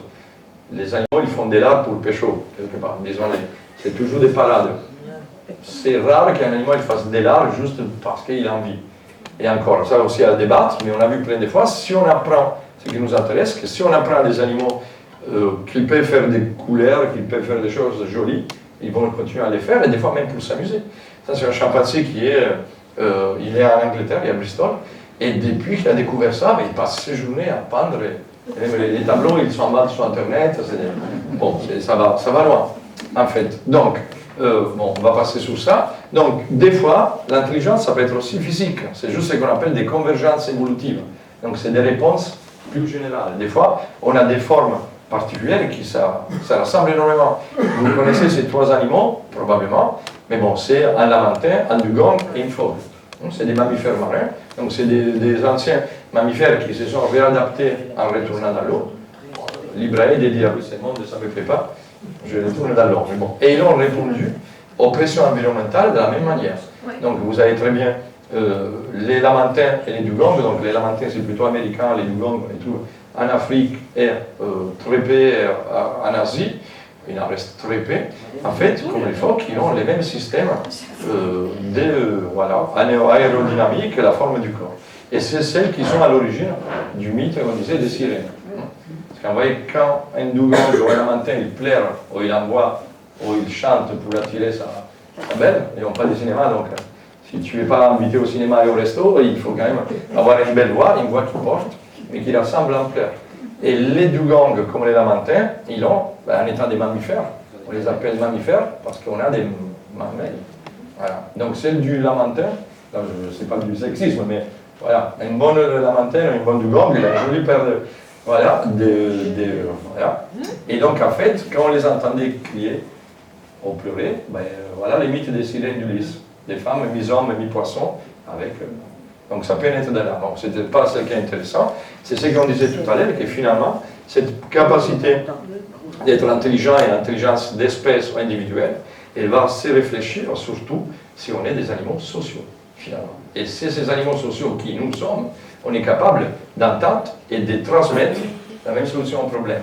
Si on sait comment faire, si on a une bonne formule pour une bonne retraite, mais on la tient pour nous et c'est qu'on pense c'est de la merde, évidemment, on ne fait pas de la bonne transmission culturelle, des fois, et il arrive à les faire. Et un des exemples les plus connus, je ne sais pas si plus connu, ça dépend, c'est les patates douces de l'île de Koshima au Japon. Ça vous parle? C'est un truc qui était très connu à l'époque. Koshima, c'est une toute petite îlot au sud de l'archipel japonais, finalement. Parce que bon, on ne sait pas, mais il y a des milliers d'îles. Donc là, il y avait une population naturelle des macaques à fulva. Donc des petits macaques, fulva parce qu'ils ont la tête rouge, tout simplement. Donc quand c'est devenu japonais, il en restait très peu, on va faire un sanctuaire. Ils ont bloqué tout cet accès-là. Donc en fait, toute cette zone, c'est devenu leur réserve naturelle. Il y avait des macaques, et tous les jours, pareil, à propos des banalités du repas, imaginez manger tous les jours, comme à la cantine, steak haché, poulet, par exemple, ou haricots verts. Je détestais ça, mais bon. Bref, tous les jours, ils donnaient des patates douces, des patates. En bout de moment, il a eu marre, donc qu'est-ce qu'ils ont fait? Une d'elles, il a pris, il a eu l'idée, il allait mettre la patate dans l'eau de mer. Donc évidemment, cette patate, il a eu un goût différent, il a eu un goût salé. Donc d'un coup, les autres, ils l'ont vu faire, donc par curiosité, ils ont commencé à essayer. Et après, ils se sont passés la parole. Et en fait, ils ont commencé à se dire, plutôt que de manger comme ça, va essayer de prendre là, mets dans l'eau, tu verras que c'est plus bon. Donc, à un bout d'un moment, tous les groupes, ils prenaient les patates et ils couraient dans l'eau pour donner du saveur à la patate. Donc, un comportement culturel, un apprentissage culturel. Mais à un bout d'un moment où on voit que forcément, c'est quelque chose de culturel. Ce n'est pas devenu un instant, ce n'est pas devenu un comportement réfléchi et statutaire, quelque part. À un bout d'un moment, d'autres macaques, ils ont dit, mais finalement, je n'ai marre de manger salé. Et donc, ils sont revenus à manger les patates telles quelles. Et d'un coup, des fois, les gosses de certains qui mangeaient les patates salées, ils les mangeaient douces, et vice-versa. Donc, en fait, ils ont développé un comportement qui était très individuel. Voilà. Donc, moi, je t'apprends comment il faut faire, mais après, tu décides, donc liberté individuelle. Donc, pas quelque chose qui est devenu instinctif. Évidemment, il y a aussi un apprentissage qui se fait par l'enseignement. Quand on regarde, là, on pense au chat et au chat, mais on le fait avec les nouveau-nés. Il y a une partie d'intelligence qui est acquise, qui est instinctive, mais il y a une autre qu'il faut exercer. Il faut apprendre à un gamin toute une série de choses. Donc l'apprentissage par l'enseignement, ça se fait aussi, évidemment par communication directe ou par imitation. Mais bon, si on veut montrer par imitation un bonobo, ça c'est un des rares, si vous connaissez les bonobos, vous savez, c'est un des rares moments où ils font autre chose que ce qu'ils font d'habitude. Voilà. Après, on dit des fois, si tu veux être un animal, vous connaissez les bonobos. Les bonobos, c'est une autre espèce de chimpanzé, vraiment une autre espèce. Ce n'est pas une sous-espèce, c'est une espèce à part entière, et qui est encore plus proche de nous. En fait, on est à 99,1. Et elle est plus proche de l'homme, surtout par proportion du corps. En fait, si vous voulez, les chimpanzés, ils ont des pattes toutes petites, et ils marchent comme ça. Voilà. Toutes pliées. Et les bonobos, il y a des jambes plus longues, donc en fait, les bonobos, ils marchent un peu plus comme ça. Donc, il a des proportions corporelles plus semblables à l'homme. Et surtout, les bonobos, en ce moment, il y a des guerres partout sur la planète, on devrait y penser, ils passent les 80% de son temps. Alors, imaginez, je ne sais pas, à l'époque, on disait Canal Plus vers minuit. Là, je ne sais pas qu'est-ce qu'on dit, mais là, les gamins, avec. Bon. Imaginez ça, ben, vous les multipliez pour 300 et vous êtes encore loin de ce qu'ils font les bonobos. C'est des trucs de ouf. Ils passent leur temps à faire des tout. Et à propos, petit passage à propos des discriminations, et à propos des gens qui vous entendez dire, souvent on les dit, l'homosexualité elle est contre nature. Quand vous entendez quelqu'un dire ça, bon déjà pensez au bonobo, mais pensez que normalement, il y a au moins environ 300 espèces d'animaux qui sont tranquillement hétéros et homosexuels. Il y a des espèces d'homophobes, un araignée du Venezuela, et les êtres humains. Mais bon, petite parenthèse, donc à propos du fait que quand un raciste, un fasciste, un connard, pardon, mais bon, il va dire l'homosexualité est contre nature, rappelez-lui que justement, lui de la nature, il ne comprend rien. Que ce qui est contre nature, c'est être homophobe et plein de choses comme ça. Donc, c'est facile pour un bonobo apprendre par imitation que pour traverser un cours d'eau, on prend un bâton et on teste la profondeur de l'eau. Ça va par imitation. Mais si vous voulez apprendre par imitation à un chimpanzé à jouer aux échecs, eh bien alors là, ça va être un peu plus compliqué, évidemment. Donc ça montre aussi que l'intelligence, ça dépend de ce qu'on veut des uns et des autres. Par contre, on revient au langage, évidemment. Donc là, quand on a appris à des primates comme nous les langages, on a eu des résultats extraordinaires. Je vous ai dit des cocos tout à l'heure, lui, c'est un autre. C'est Kanzi, donc c'est un bonobo, encore, donc c'est pas un gorille, c'est un bonobo qui a appris tout simplement les langages, pas des signes, pas la meslane, mais les langages des pictogrammes. Et en fait, donc il en connaissait énormément, et vous voyez, il s'exprime, donc il dit ce qu'il veut avec son ami, la prof qu'il a suivi et tout ça, tout simplement en montrant sous le carnet, lui il a je ne sais pas combien de milliers de pictogrammes qui indiquent ce qu'il faut manger, ce qu'il faut boire, il a envie de dormir, il a envie de faire plein de choses. Donc, quelque part, il a développé un langage donc, qui est commun, parce que c'est surtout ça les problèmes. Donc là, encore Coco, là, elle est en train de vous dire, moi, je suis un gorille et je vous aime. Voilà. Donc ça, c'est la meslane. Donc, c'est super facile à parler. Donc, évidemment, par le langage, il y a un apprentissage ludique. Nous, quand on est parents, quand vous êtes parents, si vous êtes parents, on sait très bien qu'on apprend des choses aux gamins en jouant. Le rôle du jeu dans l'apprentissage, il est fondamental. Donc là, petite scène d'un petit maman orang-outan, qui est déjà elle, très très douée, qu'en fait, il a appris, probablement par imitation, parce qu'il a vu quelqu'un d'autre le faire, il a appris à se laver, à se réfléchir, en mettant une serviette dans l'eau, en l'essorant bien comme il faut, parce que quand même, je dois me réfléchir, mais pas m'oublier complètement, et après, voilà, on l'ouvre bien comme il faut, et on se nettoie, on se réfléchit. Mais on ne l'est plus bien, hein, parce que voilà, il faut pas des obsessives compulsives, il n'y a pas que moi, même les orangs, ils les font. Et donc là, il y a la petite qui arrive et qui regarde maman faire n'importe quoi et dit mais qu'est-ce que tu es en train de faire? Donc là, il y aura toute une tentative, tout un essai d'apprentissage. Quelque part, c'est à travers les jeux. Donc d'abord, il va essayer de lui piquer, après il va faire la vague, il va faire l'imbécile, il va jouer avec l'eau, et là, en regardant toujours ça pour dire je vais essayer de les prendre. En fait, c'est un jeu qui se met en place, et donc c'est un apprentissage qui peut se transmettre en manière ludique. Et à propos d'apprentissage, bon, on va les laisser jouer entre eux. Encore un orang-outan, hyper doué, et encore un jeu avec l'eau. Alors, elle est très très connue. Je dis elle parce que bon, c'est une sacré phénomène, un sacré maman, Sandra. Donc Sandra, elle est très très connue parce que c'était la première orang-outan à être définie, à être légalement définie, déclarée comme personne non humaine. C'était fait en Argentine il y a quelques années. Je ne sais pas si vous savez ça, mais ça fait des années qu'il y a ça en Europe aussi. Donc il y a tout un mouvement, je ne sais pas s'il y a des bouquins là qui parlent de ça. Donc c'est un mouvement créé par un primatologue britannique, Peter Singer, qui a créé les concepts du projet singe, en fait. Donc juste dire, bon, ce n'est pas des hommes, mais au moins reconnaissons et des droits comme étant personnes non humaines. Ça va les empêcher, en fait, d'être victimes des braconnages, de plein de choses ignobles, évidemment. Donc, ce processus, ça n'a pas marché en Europe. On se demande pourquoi, hein, trop de lobbies, trop de pouvoir, trop de pression. Ça a plutôt marché dans d'autres pays insoupçonnables, ça c'est en Argentine. Donc Sandra, elle était déclarée humaine.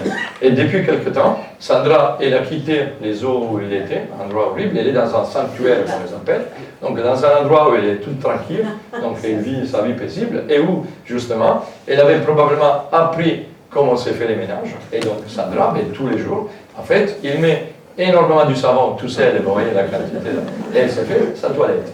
Donc tout simplement, et avec bien comme il faut, voilà, à propos d'hygiène, là, les normes sont respectées. Donc Sandra, c'est un exemple de aussi ces changements qui sont culturels, qui sont sans doute, comment dire, très présents. Donc cet échange de culture, elle est très très présent chez les chimpanzés, finalement. C'est les animaux qu'on a mis au cerveau.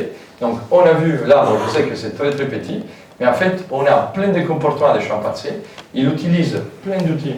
Ils utilisent des cailloux pour casser des ossements, des petits brindilles d'os ou des bois pour pêcher les termites. J'ai encore quelques minutes.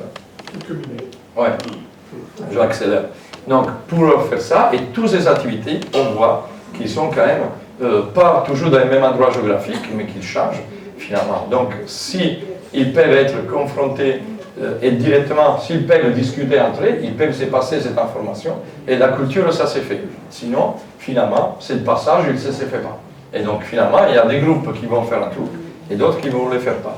Comme c'est là, par exemple, qu'ils sont arrivés à une telle habilité de pouvoir boire dans l'eau, dans une rivière infestée des crocodiles et des sangsue, tout simplement en enroulant des feuilles, en les transperçant avec une baguette, en utilisant ça, c'est comme des gobelets.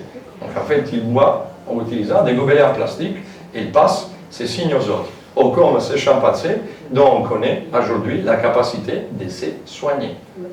La pharmacopée des chimpanzés, là il y a un bouquin de Sandrine Cliff, la primatologue, elle travaille à Paris au muséum, c'est une collègue qui travaille sur ça. On a observé que dans une petite population, dans un angle, dans un coin très très limité du Congo, la capacité de ces chimpanzés à utiliser plus de 50 types de plantes et de fleurs différents pour soigner toute une série de maladies.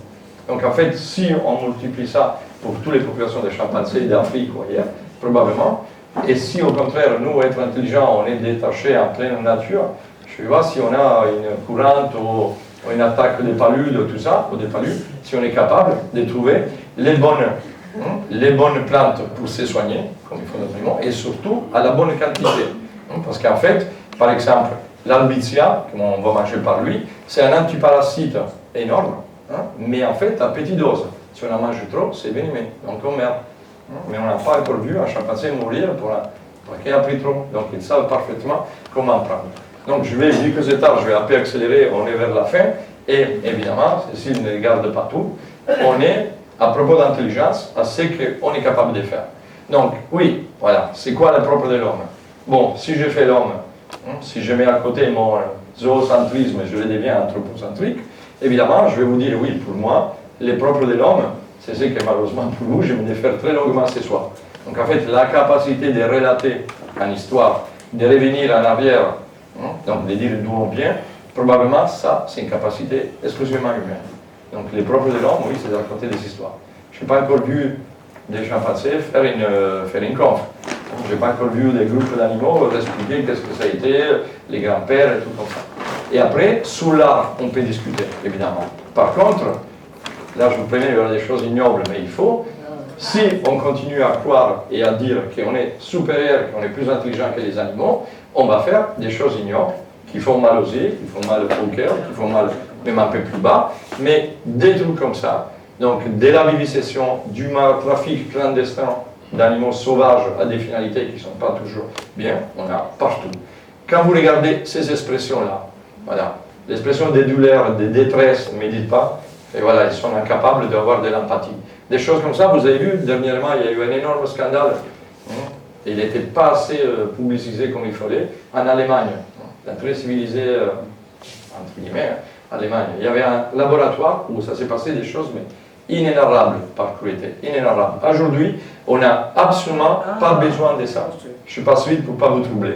On n'a absolument pas besoin de faire encore des expériments sur les animaux vivants.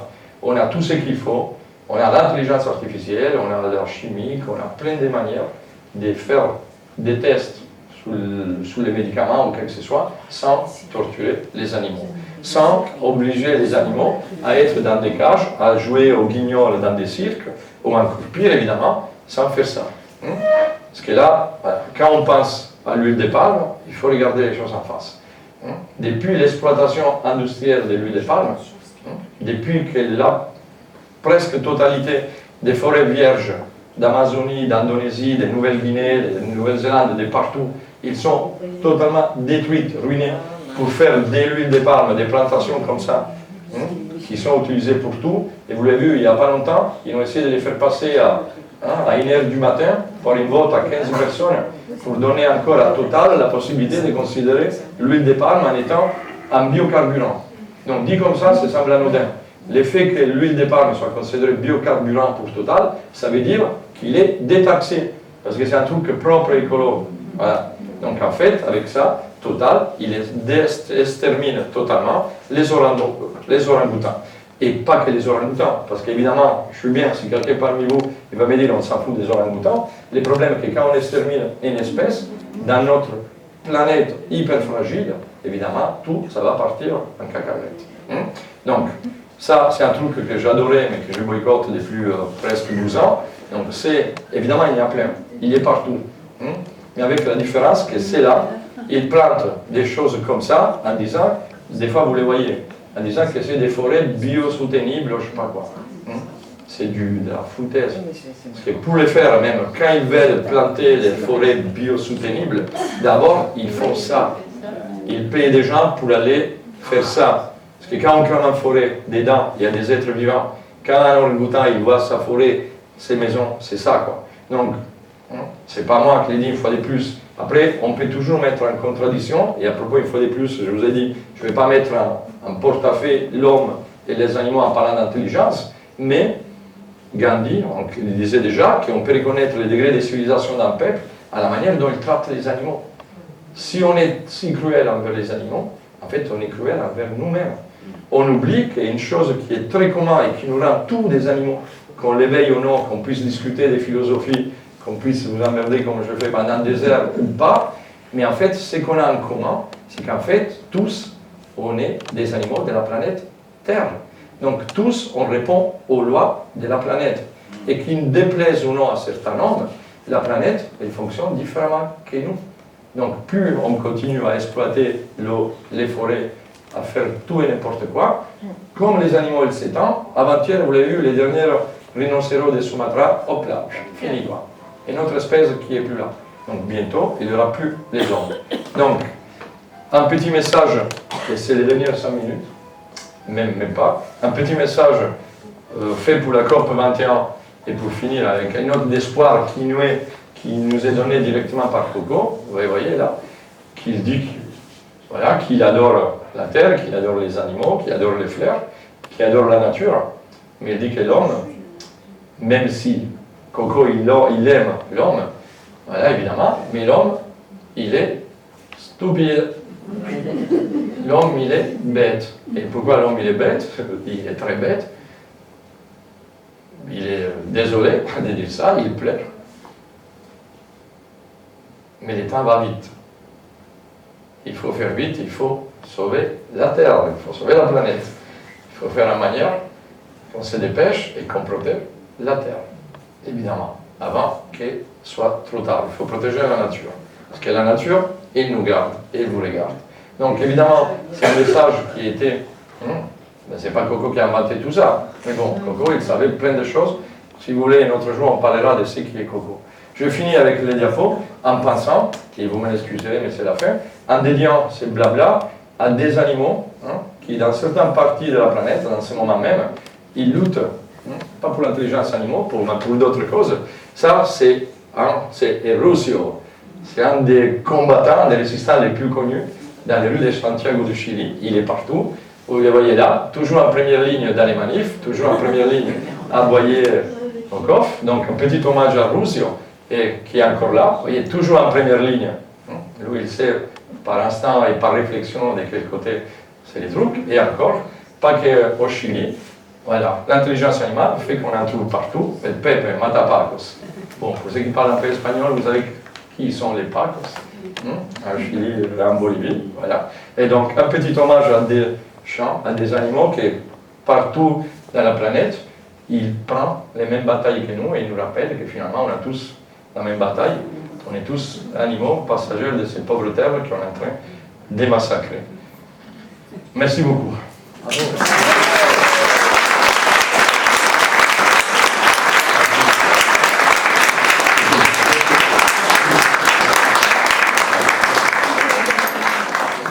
Merci, Vincenzo.